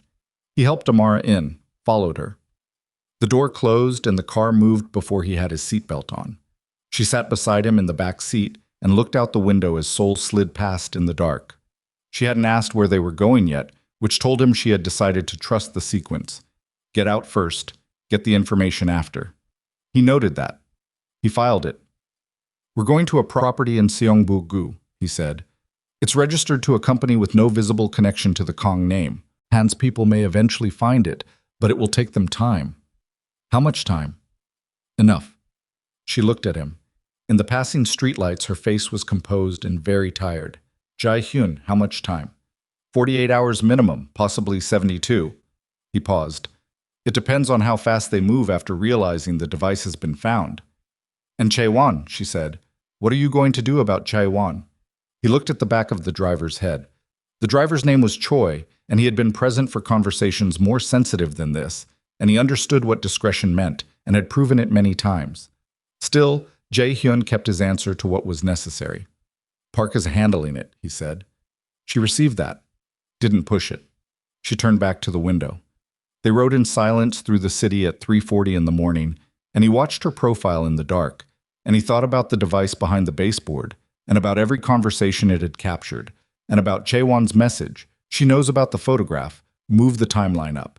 And he thought about what moving the timeline up meant for a man like Han Byung-chul. It did not mean retreat. It meant acceleration. Whoa. The house in Seongbuk-gu was small by any standard he typically operated in. 2 bedrooms, a main room, a kitchen that faced a narrow courtyard. It sat on a quiet residential street between 2 ordinary houses and looked like exactly what it was supposed to look like. Unremarkable. He had acquired it 3 years ago through the kind of transaction that left no visible trail and had furnished it minimally and never told anyone about it, including Shin Ho, which now felt like a prescience he hadn't consciously intended. Amara walked through it when they arrived, taking in the rooms with that particular quality she had of assessing a space without commenting on it, and then she set her bag down in the main room and turned to face him. "Tell me the rest," she said. "What rest?" "The part you're still managing." She crossed her arms, not in hostility, in the way of someone preparing to stand in one position for a while. "I can see you calculating what to tell me. Stop calculating." He stood in the doorway of the main room and looked at her and made the decision he had been building toward since the study. Since the kitchen. Since, honestly, longer than that. "Han's goal is not simply to pressure me," he said. "If it were only pressure, the photograph and the message would have come to me first, not to you. The fact that it came to you first means he's trying to separate us. He wants you to distrust me. He wants me to pull back from you to protect you, and in pulling back create the kind of operational isolation that makes me easier to move against." She was listening. "My marriage being functional, visibly, genuinely functional, is a problem for him because it closes a door he was counting on. The version of me he planned for is the version he had been watching for 9 months. A man who keeps his wife at a calculated distance. A man who has the asset but hasn't integrated it. That version of me is more vulnerable because I'm protecting something I haven't committed to." He paused. He miscalculated. She looked at him for a moment. "When did he miscalculate?" "When you sat in my study at 3 in the morning and said we." She held his gaze. "That's when you realized. That's when I was certain." The room was quiet. Outside, a car passed on the street, and its headlights moved briefly across the wall and disappeared. "What does he do next?" she asked. "He applies direct pressure, not through intermediaries. Han is not a man who leaves things to layers once a layer fails." He moved into the room, sat on the edge of the low couch. "He has 9 months of intelligence on my operations. He has my cousin. He has whatever he's built in the time he was using that intelligence." He ran a hand over his face, a gesture he allowed himself only when the performance was genuinely unnecessary. "He's going to make a move in the next 24 hours, before I can consolidate a response." "What kind of move?" "I don't know yet." He looked up at her. "That's the honest answer. I have people working on it, and I don't know yet." She nodded. Came and sat in the chair across from him. She pulled her knees up, which he had never seen her do. In the penthouse, she always sat with her feet on the floor, always composed. Here, in this small, unremarkable safe house, she pulled her knees up and rested her chin on them and looked at him like she was seeing something she'd been trying to identify for a long time. "I want to call my father," she said. "Not yet. His line may be compromised. If Han has 9 months of your communications and my father is in those communications—" "I know," Jae-hyun said. "Park is trying to reach him through a clean channel. As of an hour ago, your father is fine. He's in Atlanta. Han's network doesn't extend operationally to the US. He doesn't have the infrastructure." She let out a breath. Not relief exactly, but the specific release of one particular held fear. "Okay," she said quietly. "Amara." She looked at him. "I need you to understand what the next 24 hours may look like." He held her gaze. "Han is going to escalate. When he does, I'm going to respond in ways that are not... I'm going to do things you may not want to know the details of. She was quiet for a moment. Are you asking my permission? No, I'm telling you what's coming so you're not blindsided. Is anyone going to get hurt? He looked at her. Jae-hyun. Her voice was flat and direct. Is anyone going to get hurt? Han Byung-cheol built a 9-month infiltration of my organization using my cousin and a private surveillance network, he said. He used my wife as a pressure instrument. He put a listening device in my home. A pause. Yes, someone is going to get hurt. She held his gaze for a long time. Okay, she said. It was not approval, it was not condemnation. It was, he understood, a woman accepting the real dimensions of the world she had walked into and deciding to stay on her feet inside it. She unfolded from the chair. I'm going to try to sleep for a few hours. Wake me if something happens. I will. She picked up her bag and went to the back bedroom. He sat in the main room and called Park. Park called back at 5:47 with the shape of what Han was planning, and it was worse than Jae-hyun had expected, and also, in a cold technical sense, impressive.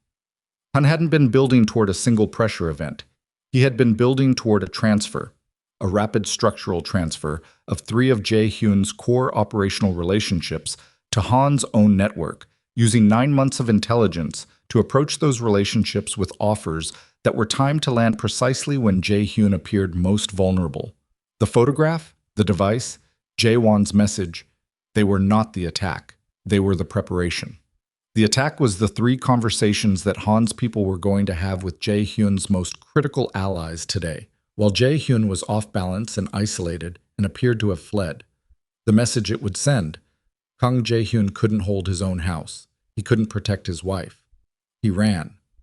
And men who ran didn't hold alliances. Jae-hyun sat with this for the 4 minutes it took Park to finish the briefing. Who are the 3? He said. Park named them. One was expected. One was a surprise. The third one hit like something physical. A man named Oh Sung-min, who had been with the Kang organization for 8 years, who had attended the wedding, who had stood beside Jae-hyun's father's hospital bed in the final week. That one. When are the meetings scheduled? Jae-hyun asked. First one is at 9 a.m. Oh Sung-min. He checked the time, 6:03. I need to be at that meeting, he said. Sir, if you surface before we have a full security, I need to be at that meeting, Park. His voice was completely level. Because if Han's people walk into that room and I'm not there, Sung-min hears the story Han wants him to hear. If I'm there, he hears mine. And I have known Oh Sung-min for 8 years. He paused. Set it up. A pause from Park. There's a risk exposure here that I know the risk exposure. Set it up. He ended the call. He sat for a moment. Then he went and knocked on the back bedroom door. Amara's voice came back immediately. I'm awake. He opened the door. She was sitting on the edge of the bed, still dressed, the bag unopened beside her. She had not slept. She had been waiting. Something's happening, she said. Hannah's moving faster than I thought. I need to go to a meeting at 9. He looked at her. I need you to stay here with Choi. Do not use your phone. Do not contact anyone. Park will have 2 additional people here within the hour. She stood up. I want to come with you. No. Jae-hyun, Amara. He said her name the way she had told him not to, like something that needed to be managed, and he saw her jaw tighten and stopped himself. He started again. If you're with me and Han knows I'm surfacing, you become leverage in real time. I cannot negotiate and simultaneously protect you in the same room. I need you here. She looked at him for a long moment. Her jaw was still tight. Her eyes were working through something. Fine, she said. But you call me the second it's done. Yes. Not a message. You call. Yes. She held his gaze for one more beat, then sat back down on the edge of the bed. He turned to go. Jae-hyun. He stopped. He turned around. She was looking at him with an expression he was only now developing the vocabulary for. It was the look of a woman who had decided something and was in the process of deciding whether to say it. Don't do anything you can't come back from, she said. He looked at her. I'll do what's necessary, he said. That's not what I said. He stood in the doorway for a moment. I know, he said. I heard you. The meeting with Oh Seung-min was in a restaurant in Junggu that Seung-min chose himself, which meant it was neutral ground he was comfortable with, which meant he had not yet committed to anything. That was information. Jae-hyun filed it on the drive over, sitting in the back of the clean car with Park on the phone, and Shin-ho, who had been reached through a secondary channel and was now fully briefed, running parallel operational containment on the other two allies. He walked into the restaurant at 8:52. Oh Seung-min was already there, at a corner table, coffee in front of him. He was 51, broad through the shoulders, with the face of a man who had spent decades making quick calculations about people and trusted those calculations. He saw Jae-hyun come in, and something shifted in his expression. Not relief, not alarm, something more complex than either. Jae-hyun sat down across from him. He did not signal to the waiter. He did not take off his jacket. "You were contacted by someone representing Han Byung-cheol," Jae-hyun said. Seung-min looked at him for a moment. "Good morning to you too." "You were contacted?" A beat. "Yesterday afternoon, yes." "What did they offer?" Seung-min wrapped his hands around his coffee cup. He had done this for as long as Jae-hyun had known him, a self-grounding gesture, something that kept his hands visible and still while his mind worked. "A restructured arrangement with better terms and what they called a more stable organizational foundation." He paused. "They implied you were having internal security problems." "I am," Jae-hyun said. "Han's people have been inside my communications for 9 months. My cousin was feeding them information. There is a listening device that was placed in my home." He looked at Seung-min steadily. "Those are my internal security problems.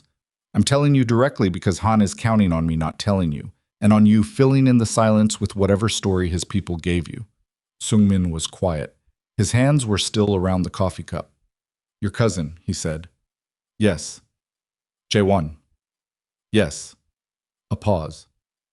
"That's—" Seung-min stopped. He set down the coffee. He looked at Jae-hyun with the expression of a man recalibrating something significant. "How long have you known?" 12 hours. Seung-min absorbed that. "And you came here?" "I came here because you have been with this organization for 8 years, and you were with my father in the last week of his life, and I am not going to let Han Byung-cheol define this conversation from the outside." Jae-hyun's voice was even, and he kept his hands flat on the table. "You want to hear the full situation? I'll tell you everything I know. You want to take Han's offer? That's a decision I can't stop you making. But you're going to make it with the actual information." Seung-min looked at him for a long time. Then he pushed back from the table and said, "Tell me everything." It took 90 minutes. By the time they were done, Seung-min had drunk 3 coffees and Jae-hyun had drunk none. And outside the restaurant, the city had fully woken up around them in the busy, indifferent way of a city that did not care what was happening inside any particular building. Seung-min stayed. More than that, he picked up his phone and made 2 calls that Jae-hyun did not ask him to make, but that indicated clearly that the second and third meetings Han had scheduled were now going to be complicated for Han's representatives in ways they were not expecting. Jae-hyun was in the car on the way back to Seongbuk-gu when Park called. "Jae-won has resurfaced," Park said. "He's at Han Byung-cheol's primary office building in Mapo. He's been there since approximately 6 a.m. Jae-hyun looked out the window. "He chose a side." "He's been on that side for 8 months," Park said carefully. "He just stopped pretending otherwise." "Yes." He was quiet for a moment. "Han will know by now that the Seung-min meeting didn't go the way he planned. He's going to escalate." "Agreed." "What's his most direct remaining option?" Park was quiet for 3 seconds, which meant he had an answer and was assessing how to deliver it. That pause from Park never meant good things. "Mrs. Kang's piano teacher," Park said. "Elias Carter. He's still in Seoul. He still has a connection to Mrs. Kang that Han's people documented extensively. If Han wants a direct pressure point that doesn't require operational infrastructure..." Jae-hyun was already leaning forward. "Where is Carter right now?" "His apartment in Seodaemun-gu as of 40 minutes ago." "Get someone there now." "Already in motion." He ended the call. His pulse was elevated and he recognized it and breathed through it, calibrating. Elias Carter was a civilian.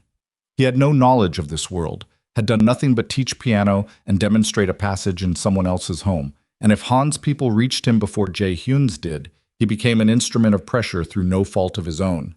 He called Amara. She answered on the first ring. "Elias," he said, "I need you to call him, right now before you do anything else. Tell him to leave his apartment immediately and go somewhere public and crowded. Don't explain why on the phone. Tell him it's urgent, and you'll explain when you see him." A half-second pause. "What's happening?" "Han may move on him. Do it now." He heard her inhale, then, "Calling him now." She didn't hang up. He could hear her switch to another call, her voice quick and low. "Elias, I need you to listen to me. Don't ask questions yet. Get out of your apartment right now. Go somewhere with a lot of people around you." Jae-hyun sat in the back of the car with the phone in his hand, listening to his wife efficiently direct a man she cared about to safety. And he felt something working in his chest that was not comfortable and was not simple and was the clearest thing he had felt in 10 months of marriage. She came back on the line. "He's leaving now. He's confused, but he's moving." "Good. Tell Park where he's going, and we'll get someone to him." "Already texting Park." A brief pause. "Jae-hyun, are you on your way back?" 20 minutes. "Okay." Her voice was steady, almost steady. 20 minutes. He put the phone down. He looked out the window at the city going past, and he thought about the sequence. Han escalating, Jae-won committed to the other side. 3 alliances attempted and 1 confirmed failed. Elias Carter moving through Seoul toward a public space. And he understood that they were at the point where plans ran out, and what remained was the person you actually were underneath all the architecture. He thought he knew who that person was. He had thought he'd known for 20 years. The car turned onto the narrow street in Seongbuk-gu. He was still thinking about it when his phone lit up with a message from Park. He read it. He read it again. He told the driver to stop the car. The message said, "Han Byung-cheol has called a meeting, formal, documented, with the 3 council intermediaries who serve as witnesses under the organization's internal protocols. He's invoking the challenge clause in the original Kang-Han alliance agreement. He's claiming Kang Jae-hyun has compromised the stability of the alliance through domestic vulnerability and is calling for a formal leadership review." Jae-hyun sat in the stopped car on the quiet street and looked at the message. The challenge clause was something that had existed in the alliance agreement since his father's time. It had never been invoked. It was designed for exactly this, for a situation where an allied leader appeared to have become a liability, where a formal process could circumvent the kind of direct conflict that cost too much on both sides. It required 3 witnesses. It required the challenged party to appear and respond. If the challenged party did not appear, the clause allowed the calling party to proceed by default. Han had just made it formal, public, within their world, documented. He had done it knowing that Jae-hyun was off balance, out of his primary location, managing a security breach inside his own family. He had done it knowing that Amara existed, that she was the pressure point, that everything he had done in the past 8 weeks was designed to lead to exactly this moment, a formal challenge that Jae-hyun had to answer or forfeit. The meeting was set for 6 p.m., 8 hours. Jae-hyun put the phone down. He looked through the windshield at the ordinary street, the ordinary houses, the ordinary morning light of a city that had no idea what was happening inside it. He told the driver to continue. He walked into the safe house in Seongbuk-gu, and Amara was standing in the main room with her arms crossed, and she took one look at his face and said, "What now?" He held up his phone so she could read Park's message. He watched her read it, watched her jaw tighten, watched her process the full implication. Not just that Han had called a formal challenge, but that the timing was deliberate, that the entire 8 months had been designed to create this specific situation. She lowered the phone and handed it back. "What happens if you don't appear?" she asked. "He wins by default, and everything he spent 8 months positioning shifts to him, with documentation and witness testimony that I conceded. And if you appear, then I have to answer his argument in front of 3 witnesses who are not my people." He paused. "His argument is going to be about you." She held his gaze. "He's going to argue that I've developed a vulnerability that compromises my fitness," Jae-hyun said. "And his evidence is going to be the past 18 months, the distance, the isolation. The fact that I didn't know my own cousin was informing against me for 8 months. He paused. "The fact that I ran last night instead of standing in place." She was quiet for a moment. "He's not wrong about some of it," she said. "No," Jae-hyun said. "He's not."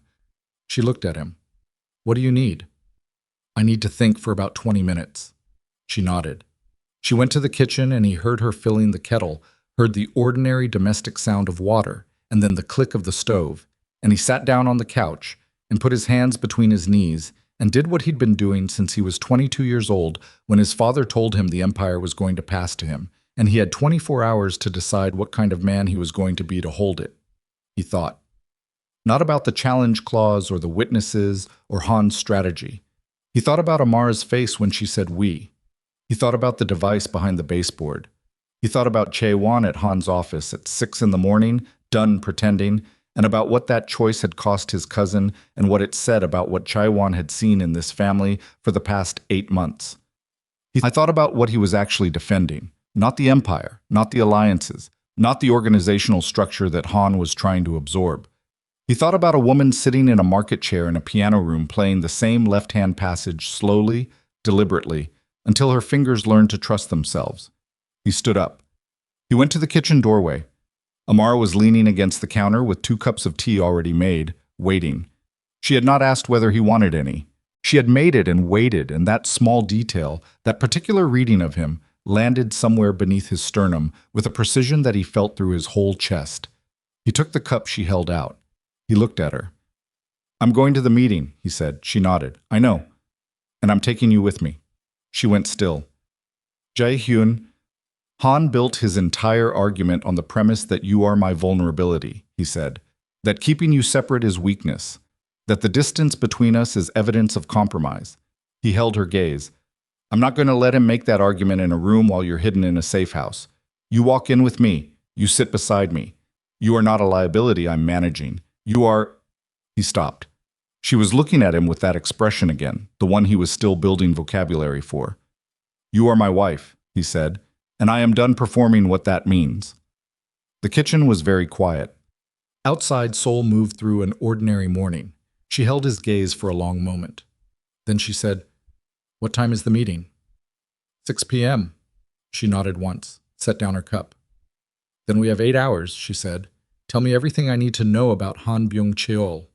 He looked at her, this woman who had arrived in his life with 1 suitcase and navigated 18 months of impossible circumstances and was standing in a safe house kitchen at 7 in the morning asking to be prepared for a direct confrontation with the most dangerous man currently in his world. And he felt something shift in him that was final and total and could not be undone. "Sit down," he said. She sat. And for the first time in their marriage, Kang Jae-hyun told someone everything. Not the version he had calculated, not the architecture he had built to manage what people knew about him, but the actual, unmanaged, fully exposed truth of who he was and what he had built, and what it had cost him, and what he was not willing to lose. She listened without interrupting once, and when he finished, she looked at him with clear eyes and asked 2 questions that were so precisely aimed at the structural weaknesses in Han's position that he sat back and looked at her with something he recognized, after a moment, as the specific quality of surprise that comes from being seen accurately by another person for the first time. At 5:45 p.m., they got in the car. At 5:58, they pulled up to the building in Yeouido, where 3 witnesses and Han Byung-cheol were waiting, and Jae-hyun stepped out of the car and walked around to open Amara's door, and she stepped out onto the pavement in the evening light with her shoulders back and her chin level, and she took his arm, not because she needed the support, he understood that clearly, but because she was making a visible choice, and they walked into the building together. Han Byung-cheol was standing at the far end of the conference room when they entered, and Jae-hyun watched the man's face in the first second of seeing them. The fraction of recalculation, the micro-adjustment of a strategy encountering a variable it hadn't fully accounted for. And he thought, there it is. Han had planned for a man defending a weakness. He had not planned for a man who had stopped treating the thing he loved as something to hide. The 3 witnesses were seated along one wall. Seung-min was among them, which was not what Han had arranged, and which Jae-hyun registered without showing that he registered it. Han recovered. It was good. He crossed the room with his hand extended, his face arranged into something that was not quite warmth and not quite threat. "Jae-hyun," he said, "I wasn't expecting—" "My wife," Jae-hyun said, completing the sentence in a direction Han hadn't intended. "I know." He shook the extended hand with measured pressure, The kind that told the other person you were not afraid and were not performing, not being afraid. Shall we begin? Han looked at Amara, just briefly. Something moved in his expression that was gone before it could be named. Then he looked back at Jae-hyun, and for the first time, in the slight adjustment behind his eyes, Han Byung-cheol looked like a man who had built an 8-month plan and was only now considering that it might have been built on the wrong foundation. Jae-hyun sat down. Amara sat beside him. The witnesses took their positions, and the man who had spent 20 years building an empire on the certainty that love was something to eliminate from the equation, sat in that room with the woman he had spent 18 months failing to love openly and prepared to dismantle the most dangerous argument ever made against him. Han Byung-cheol opened the proceeding himself. That was his right as the challenging party, and he exercised it with the ease of a man who had rehearsed this moment many times in private. He stood at the head of the table and spoke without notes, which told Jae-hyun two things. He had prepared extensively, and he wanted the witnesses to see a man who didn't need the crutch of documentation because he was simply telling the truth.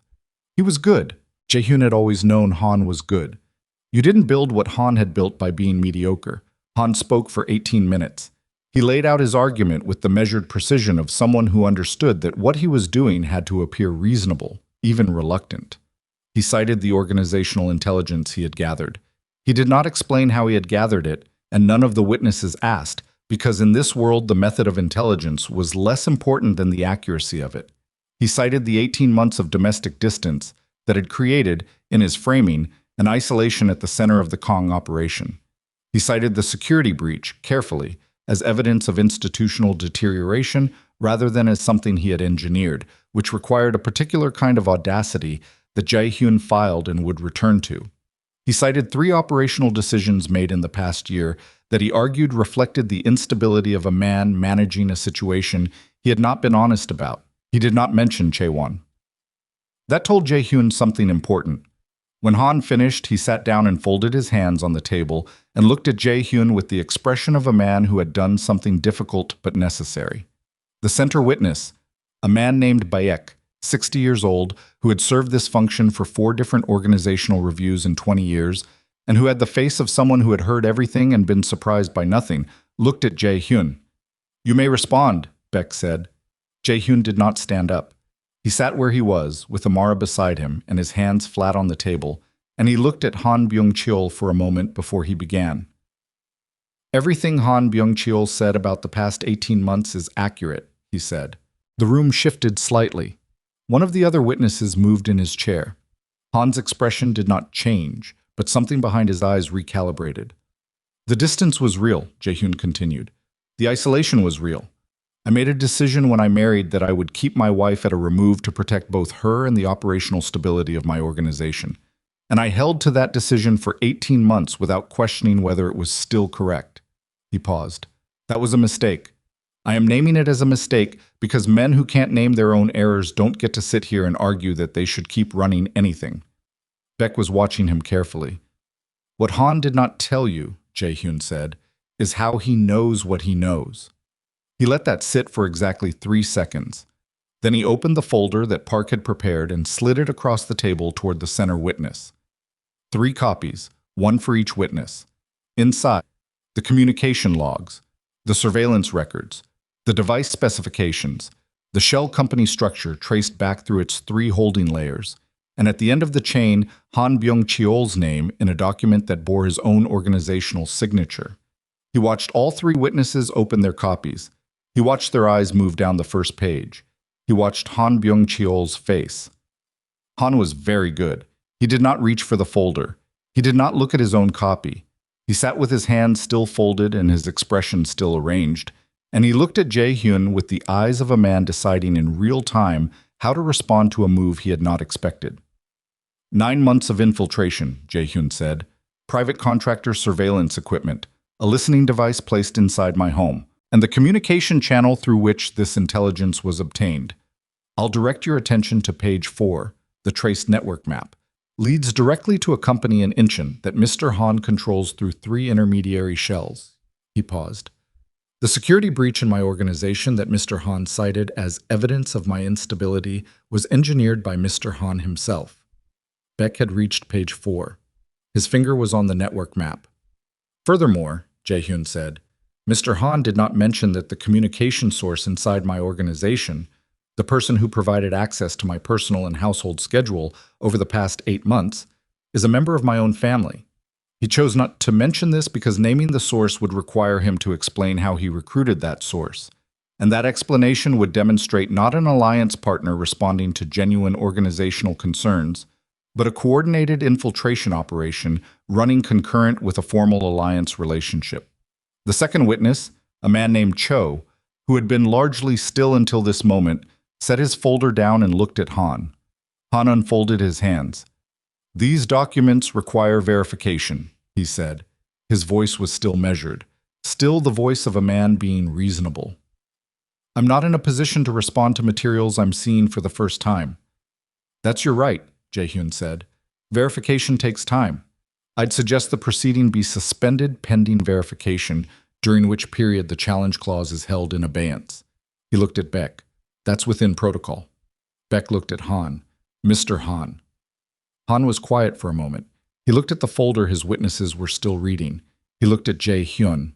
His eyes moved briefly to Amara, and Jae-hyun saw the microcalculation happening, the reassessment of a position that had just shifted significantly under him.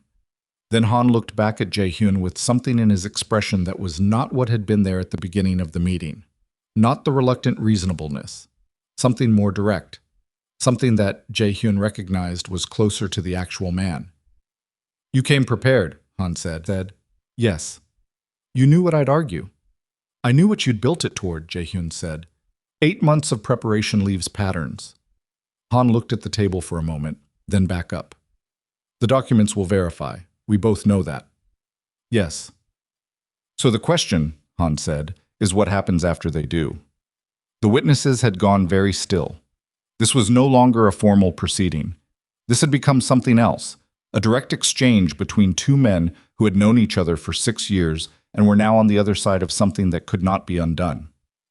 After they verify, Jae-hyun said, the challenge clause is invalid, having been brought in bad faith by a party in violation of the alliance agreement.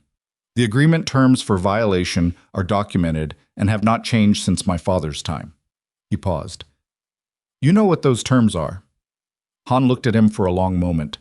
Outside the window, the evening had arrived fully over Seoul, and the city lights were beginning to appear in the darkening sky, and the conference room was very quiet. You're not going to leave it there, Han said. Just the formal resolution. No, Jae-hyun said. I'm not. Han nodded slowly. Something in his posture changed. Not collapse, not defeat, but the specific realignment of a man who has reached the point in a confrontation where the calculations are done and what remains is the reckoning. Then say the rest, Han said. Jae-hyun looked at him. You spent 8 months inside my organization, he said. You used my cousin. You put a device in my home. You used my wife as an instrument, not as collateral, not as an incidental exposure, but deliberately, specifically, with a message addressed to her by name designed to make her afraid and to make me pull back from her. His voice had not risen. It was the same level tone it had been throughout, and that evenness, he knew, was more effective than volume precisely because it required no effort. It was simply true. I have documentation for every component of what I've just described. I have it held in 4 separate locations by 4 separate people with instructions that do not require my ongoing participation to execute. He paused. You understand what I'm describing? Han understood. The room understood. What Jae-hyun was describing was a structure designed to survive him. Documentation that would release and act on itself if anything happened to him. A dead man's arrangement. The kind of thing that made a direct move against him not just risky, but self-defeating. So the terms, Jae-hyun said, are not the formal alliance violation resolution. The formal process can proceed as documentation and will proceed for the record. But the actual terms, between us, in this room, are as follows. He looked at Han steadily. You withdraw from every territory where our operations overlap. You dissolve the shells. You return whatever you have taken from my communication channels in usable form. You remove every person you placed in proximity to my organization. He paused. And Jae-won is returned to me. Han's expression shifted at that last item. He chose, Han started. He is 22 years younger than you. He has been inside my organization since he was 26, and you spent 8 months working him, Jae-hyun said. He chose under conditions you engineered. I'm not asking for your assessment of his choice. I'm telling you the terms. Silence. Beck had stopped pretending to read the folder. All three witnesses were watching Han. Han Byung-cheol looked at the table. He was 63 years old and he had built something real over the course of his life. Not as real as he had wanted it, not as large, but real. He was looking at what happened to all of it if the documentation released. He was calculating the terms against the alternative with the precision of a man who had done nothing but calculate for 4 decades. He looked up. The territories, he said. The territories. The timeline for dissolution. 60 days, Park Dong-woo will be the point of contact. Han was quiet for another long moment. Then he said, Chaewon is not a prisoner. I can't hand you a person. I'm not asking you to. I'm asking you to withdraw the inducements and the leverage you used to bring him in. What he does after that is his choice, made under his own conditions. Jae-hyun paused. That's what a real choice looks like. Han held his gaze for a moment. Something moved in his expression that was gone too quickly to name. Then he nodded. Once. The way men in rooms like this nodded when they meant it. Not warmth, not apology, just the final acknowledgement of a position that had been reached. Beck looked between them. The proceeding is suspended pending document verification, he said, with both parties' acknowledgement of the terms discussed. Acknowledged, Jae-hyun said. Han said, acknowledged. Beck closed his folder. The other 2 witnesses did the same. The room began the quiet process of ending, the specific shuffle of a formal proceeding, dissolving back into the world. Han stood. He did not extend his hand this time. He looked at Jae-hyun and then, for the second time, at Amara, and his look was not threatening and was not apologetic. It was the look of a man registering that he had miscounted something. Then he left. Seung-min paused on his way past Jae-hyun's chair and put a hand briefly on his shoulder without saying anything, which was more than enough. The room emptied. Amara and Jae-hyun were the last 2 in it. She had not said a word for the entire proceeding. She had sat beside him with her hands in her lap and her back straight, and she had not looked at Han when Han looked at her, and she had not looked at the witnesses when they shifted, and she had watched Jae-hyun with the kind of attention that was not observation but something closer to accompaniment. I am here, in this room, in this moment, on this side. Now she exhaled. It was not dramatic. It was the exhale of a woman who had been holding a very specific quality of stillness for 90 minutes and was releasing it, and it was the most human sound he had heard all evening. He looked at her. She looked back. Chaewon, she said quietly, you told Han to release the leverage. Yes. But Chaewon still did what he did. Yes. She absorbed that. What does that mean for him? Jae-hyun was quiet for a moment. It means I'll talk to him. When Park finds him and he's ready to be talked to. He paused. He's family. What he did is not something I'm going to be able to set aside easily, and I'm not going to pretend I will. But he's family. She looked at him steadily. That's going to be one of the hardest conversations you've ever had. Yes. She nodded. She picked up her bag. She looked around the conference room, the empty chairs, the 3 abandoned folders, the evening city visible through the windows behind where Han had stood. Can we go home? She said. He looked at her. He thought about the penthouse in Yongsan-gu and the listening device he had pulled from behind the baseboard and the piano room with the bench pushed at an angle and the market chair from Hongdae and the hallway with the 2 doors 17 steps apart. Yes, he said. We can go home. They didn't go back that night. Park required another 8 hours to sweep the penthouse thoroughly. Not just the piano room, every baseboard, every fixture, every piece of furniture that had been in place during the period of Chaewon's access to the building. Jae-hyun did not argue about the time. They went back to the house in Seongbuk-gu, and Amara made tea again, and they sat in the small main room, and for the first time in the entire duration of their marriage, they had nothing actively urgent to manage. It was disorienting for both of them in different ways. She sat with her feet tucked under her on the couch. She had adopted this position sometime in the past 24 hours, the same way she'd pulled her knees up in the safe house bedroom, as if the loss of the penthouse's formality had released something in how she occupied space. and she held her mug in both hands and looked at the wall. He sat across from her and watched her think. "What?" he said after a while. She looked at him. "I was thinking about what Han said, that you'd developed a vulnerability." "Yes." "And that the vulnerability was me." That was his argument. She was quiet for a moment. "Was he wrong?" He looked at her directly. "I already answered that question. In the meeting you answered it by showing up with me beside you. That's not the same as answering it." She looked at him steadily. "I want the actual answer." He thought about deflecting. The old architecture was still there, the reflexive management of what he showed and to whom and at what pace. He felt it available, and he chose not to use it. "He was wrong about what it meant," Jae-hyun said. "He was right that you're the thing I would dismantle everything to protect." He paused. "He thought that made me weaker. He miscalculated what it made me willing to do."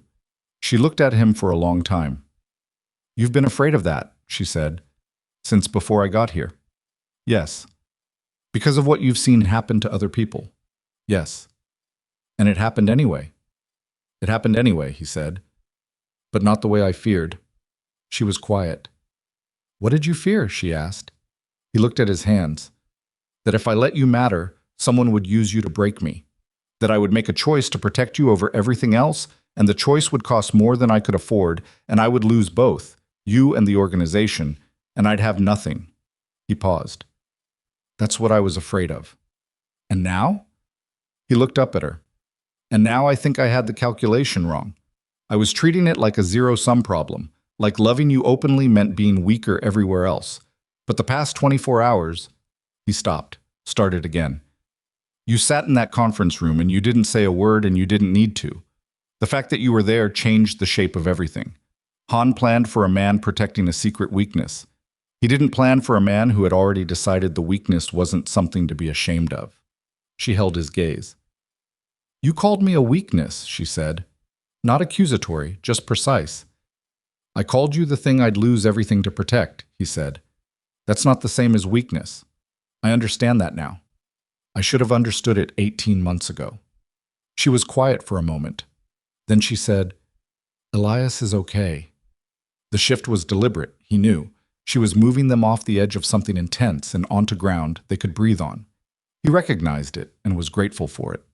"Park confirmed," he said. "He's in a cafe in Sinchon. Cho Min-jun is with him and will be until we're satisfied the situation is contained." "He's going to want an explanation." "Yes." "I'd like to be the one to give it to him." "Of course." She nodded, drank her tea, set the mug down on the low table. He didn't do anything wrong. He just taught piano to a woman whose life turned out to be more complicated than he knew. "No," Jae-hyun said. "He didn't do anything wrong. I want to make sure he knows that, not just that he's safe, that it wasn't, that being in this didn't come from anything he did." "I understand." She looked at him. "You're not going to be territorial about it." It was not quite a question. "No," he said. She nodded slowly. "Good." She picked up the mug again. "Because he's a good teacher, and I'm not finished learning." Park cleared the penthouse at 11 the following morning, and they went home. The elevator opened to the entrance, and Amara walked in and set her bag down and took off her shoes with the same motion she always used, and then she stood in the entrance for a moment and looked down the hallway, at the closed doors, at the space between them. Jae-hyun came in behind her. She said, "I want to change some things." "Okay," he said. "In the apartment. How we've been living in it." "Okay." "I don't want 2 separate rooms anymore." She said it plainly, not with emotion, with the directness of a woman stating a structural preference. "I don't want the setup that says we're 2 people who happen to share a building. I want..." She paused. "I want it to look like people actually live here together." He stood in the entrance and looked at her. "Whatever you want," he said. She looked back at him, and he saw something shift in her expression. Not surprise at his agreement, but a recalibration of something she had perhaps expected to require more effort. "That's it?" she said. "That's it." She studied him for a moment. "You're going to have to work at this," she said. "You know that. The talking, the actually being in the room. It's not going to come naturally." "I know.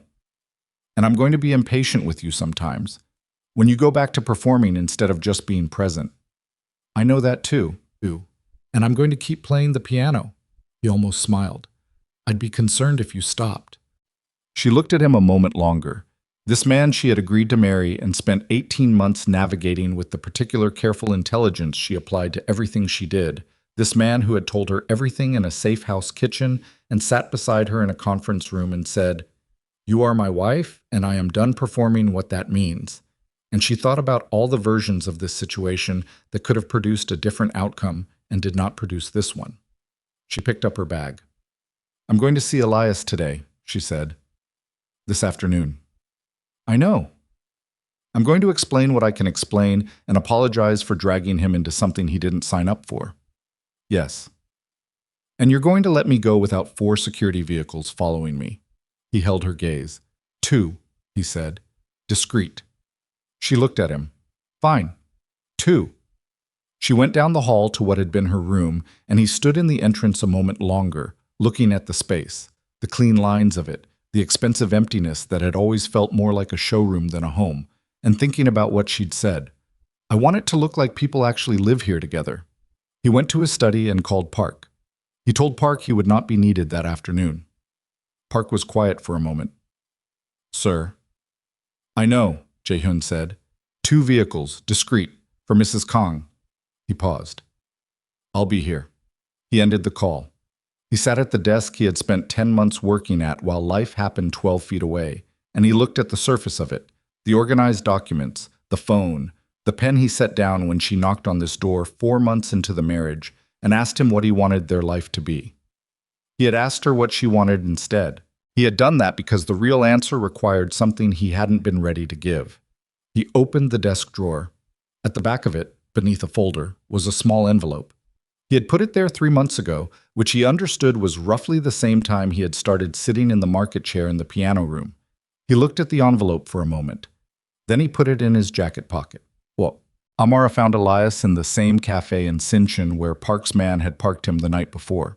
He was on his second coffee, a paper notebook open on the table that he'd clearly been writing in but closed when she walked in. She sat down across from him. He looked at her with an expression that had several components to it: relief, residual alarm, and the particular look of a person who has spent 24 hours constructing possible explanations for an inexplicable event and has arrived at none that fully satisfied. "You're okay," he said. "I'm okay." Mr. Kang is okay." "Yes." He nodded slowly. He picked up his coffee. "Are you going to tell me what happened?" "Some of it," she said. "Jae-hyun's work generates certain risks that came close to home.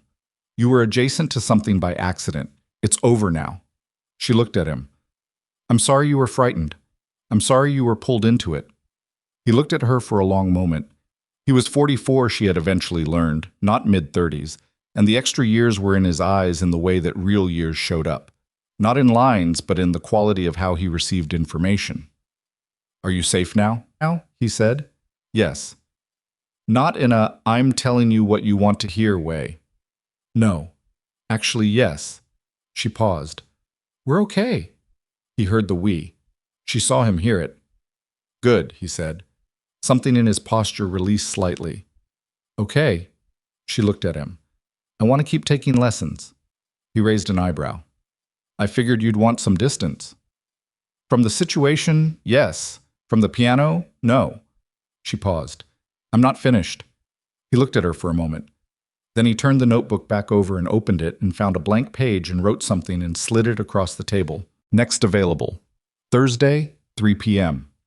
Studio, not the penthouse." She looked at it, then at him. "Thursday," she said. "Thursday," he agreed. She sat with him for another 30 minutes, not talking about anything that mattered, just re-establishing the ordinary shape of an ordinary acquaintance that had been temporarily warped by extraordinary circumstances. When she left, she felt the specific quality of something return to its right proportions. Not the same as before exactly, because nothing was exactly the same as before, but functional. Intact.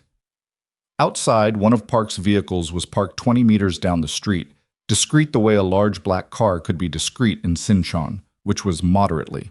She got in and went home. Jae-hyun came 3 days later. He came to the penthouse entrance at 7 in the evening, which meant he had decided on his own to come rather than being brought, which was relevant information. He looked like he hadn't slept in several days, which was probably true.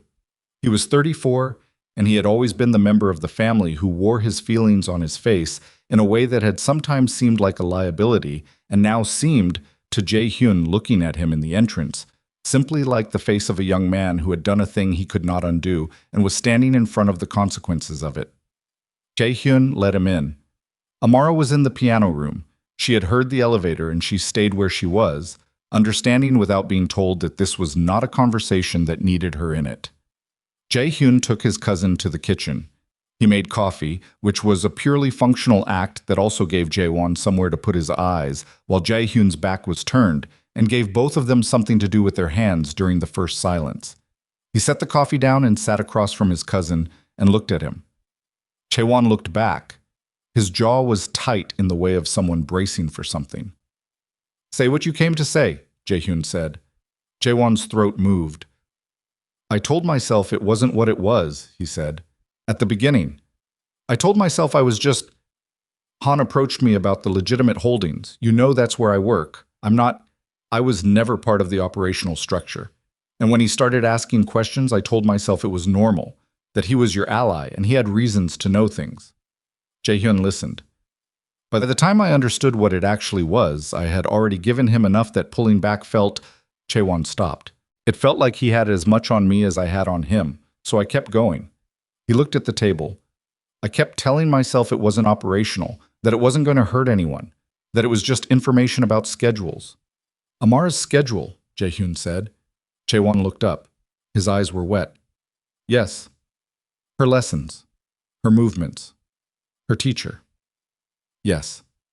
The silence that followed was the kind that had weight to it, not empty, full of things that needed to be in the room, even if they didn't need to be said aloud.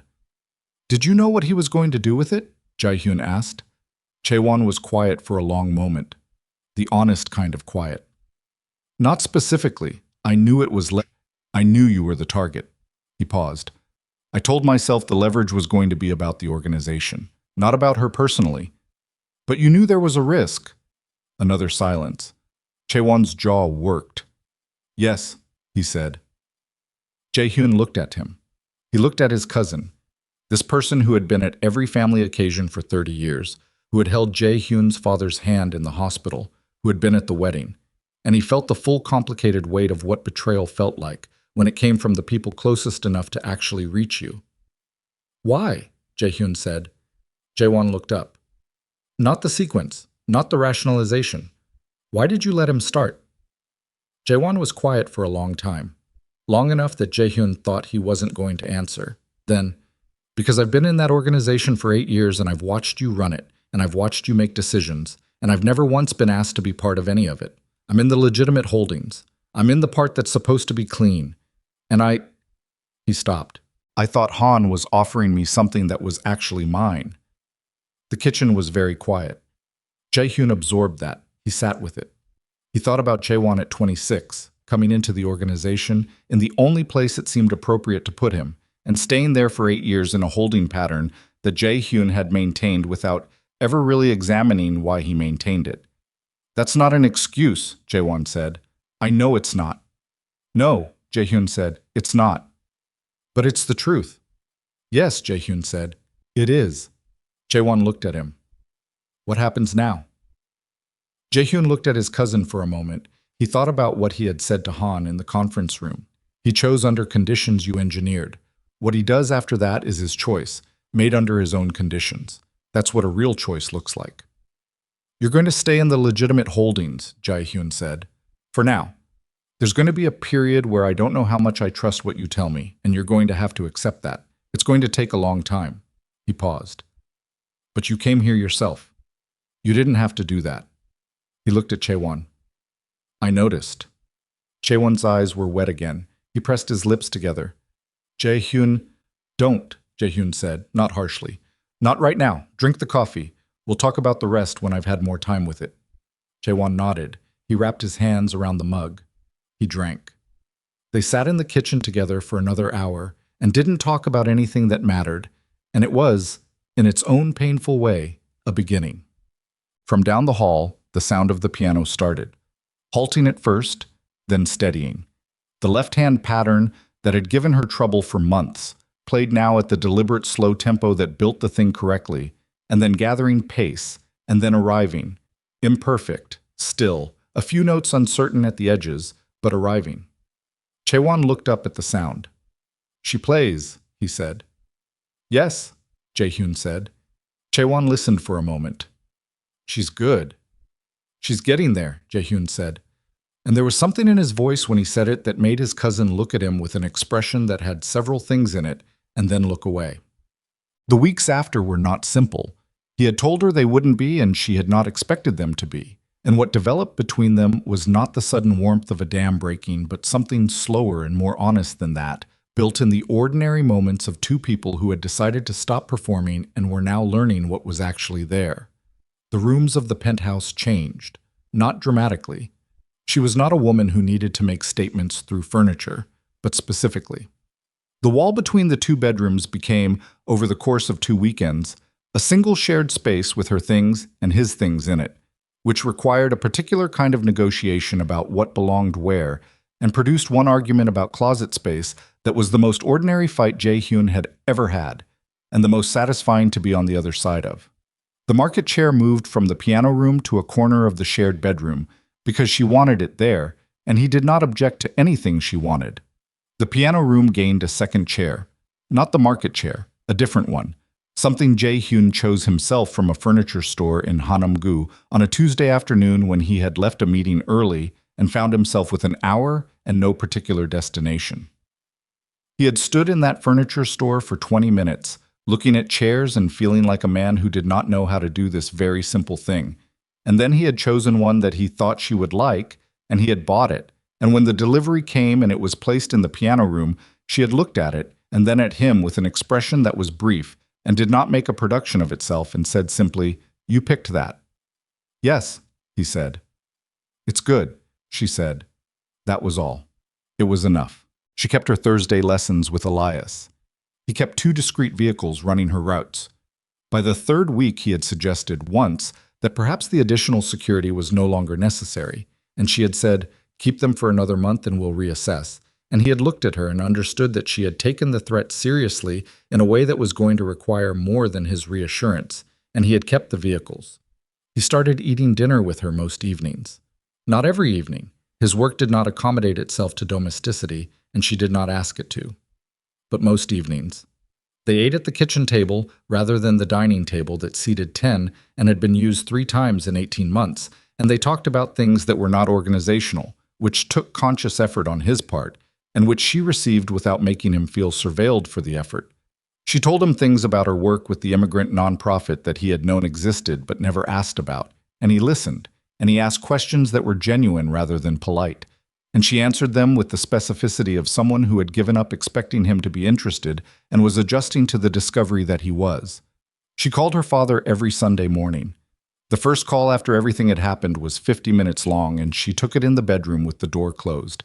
And when she came out, her eyes were red, and she went straight to the piano and played for an hour, and he left her to it. The following Sunday, she left the door open, and he walked past once and heard her telling Marcus Bennett about a restaurant she'd found in Mapo, and nothing about anything else, and understood that she had managed what needed to be managed with her father in her own way and on her own timeline, and it was not something he needed to involve himself in. He put the small envelope from his desk drawer on her piano one evening in the 3rd week. Just left it there between lessons, without announcement or context. She found it when she sat down to practice. She looked at it for a moment, then opened it. Inside was a handwritten note. He did not write it easily. He wrote it the way he did everything new, with the focused awkwardness of a man applying genuine effort to a skill he hadn't developed. It was not long. It said, in summary, that he had been afraid for a long time, and that the fear had looked like control, and the control had looked like protection, and none of it had been what it appeared to be, and that he was sorry for the 18 months of distance, not in the abstract way of an apology that wants to be received and moved past, but in the specific way of a man acknowledging a particular wrong to a particular person who deserved better. She kept the note. He found it later in the drawer of the small table beside her side of the shared bed, And he did not mention finding it, and she did not mention having kept it.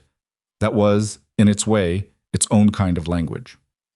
Han Byung-cheol's withdrawal proceeded according to the agreed terms. It took 61 days, which was within the window, and Park verified each stage with the thoroughness of a man who understood the cost of being wrong. The shell companies dissolved, the territories realigned, the communication channels were, as far as Jae-hyun's people could establish, fully closed.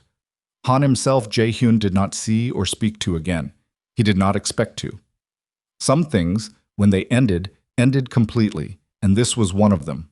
6 years of alliance reduced to a folder of documents, and a 60-day dissolution, and the specific, cauterizing clarity that comes from a betrayal that was total enough to leave no ambiguity about what the relationship had actually been.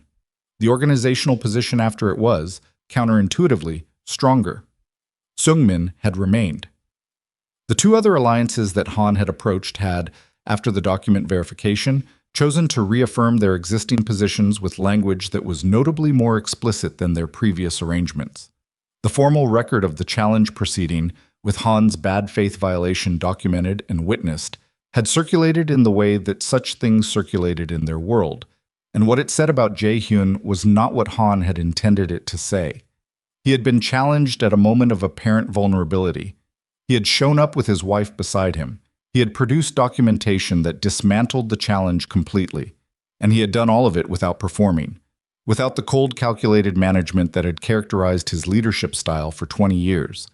He had simply shown what was true and let the truth do its structural work. What their world took from this was nuanced and not without its own complications. But the central read was clear. The man was not weakened. He had been tested and he had held, and the test had included showing something real, and that combination was not nothing.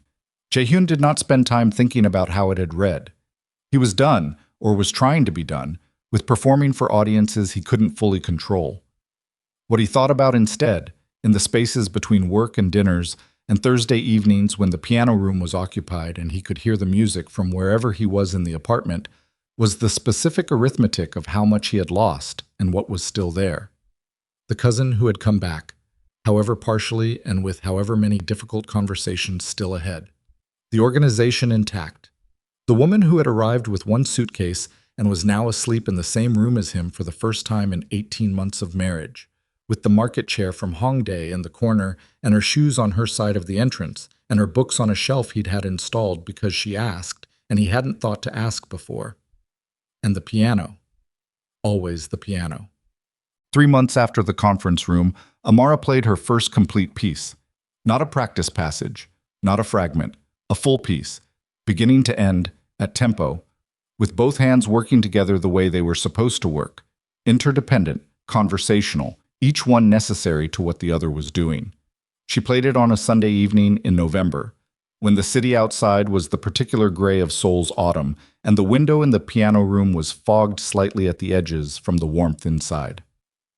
Jae-hyun was in the doorway. He had been there since she started. She hadn't said anything about it. He hadn't asked permission. This was simply how the piano room worked now. It was hers, and she played in it, and sometimes he was in the doorway, and sometimes he was in the second chair, and sometimes she was aware of him passing in the hall and pausing and continuing, and all of it had become part of the texture of the life they were building. She finished the piece. The last note held for a moment and then dissipated into the room. She kept her hands on the keys for a moment after. Then she said, without turning, "You can say something." "You played it," he said. "The whole thing." "Yes." She turned on the bench. She looked at him in the doorway. This man in a shirt with the collar open because it was Sunday, and he had stopped dressing to standards on Sundays, which had taken 4 weeks to establish, and which she had noted without making a point of it. And she thought about the first time she had sat at that piano bench 9 months ago, and felt her fingers not remembering and the specific texture of that frustration. "Took long enough," she said. "You were thorough," he said. She looked at him for a moment, then she patted the bench beside her. He came in. He crossed the room and sat on the bench beside her, which was not a large bench, and their shoulders were close, and she could feel the warmth of him and outside the window. Seoul was gray and quiet, and in here the room held the last trace of the note she'd played. "I want to learn something harder next," she said. "Of course you do," he said. She looked at the keys. Elias says I'm ready. What does Elias want you to work on next? Something by Chopin. He thinks I can handle it with 6 months of work. She paused. I think it'll take 8. Then it'll take 8, Jae-hyun said. She looked at him sideways. He was looking at the keys too, not at her, and his profile in the room's low light was the same controlled architecture it had always been. The same jaw, the same composed line of him. And also not the same. Not performed. Just his face, in a room he had chosen to come into, beside a woman he had stopped keeping at a measured distance. You know what I thought the first time I saw you, she said. No. At the airport, when you came to meet me. She looked back at the keys. I thought, this man has decided exactly who he is, and he's not going to let anything change that. He was quiet. Were you wrong? He asked. She considered. About some of it, she said. He looked at her then. She was still looking at the keys, and she had a small expression on her face that was not quite a smile, but was close to one. The particular expression of a woman who has thought about something long enough that she can finally hold it lightly. You were always going to be difficult, she said. That wasn't wrong. I know, he said.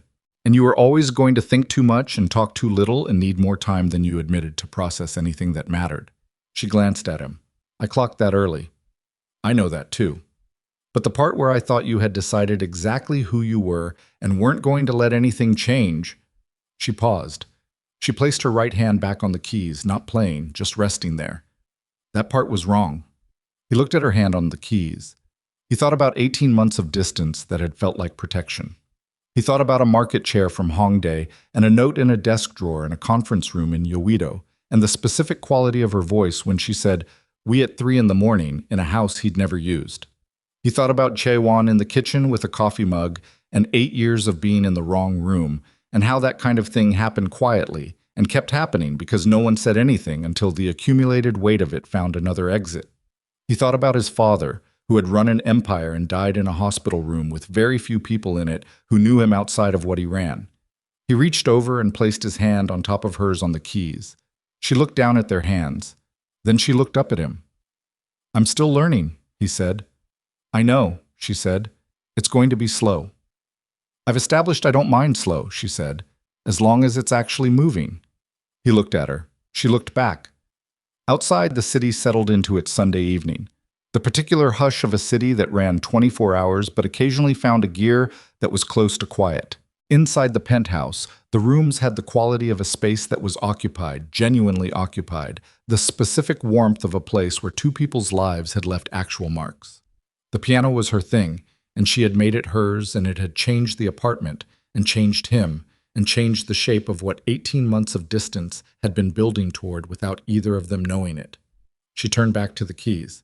She started the piece again, from the beginning, not because she needed to practice it. She had just played it, but because she wanted to. He sat beside her and listened, and this time he didn't move until she finished.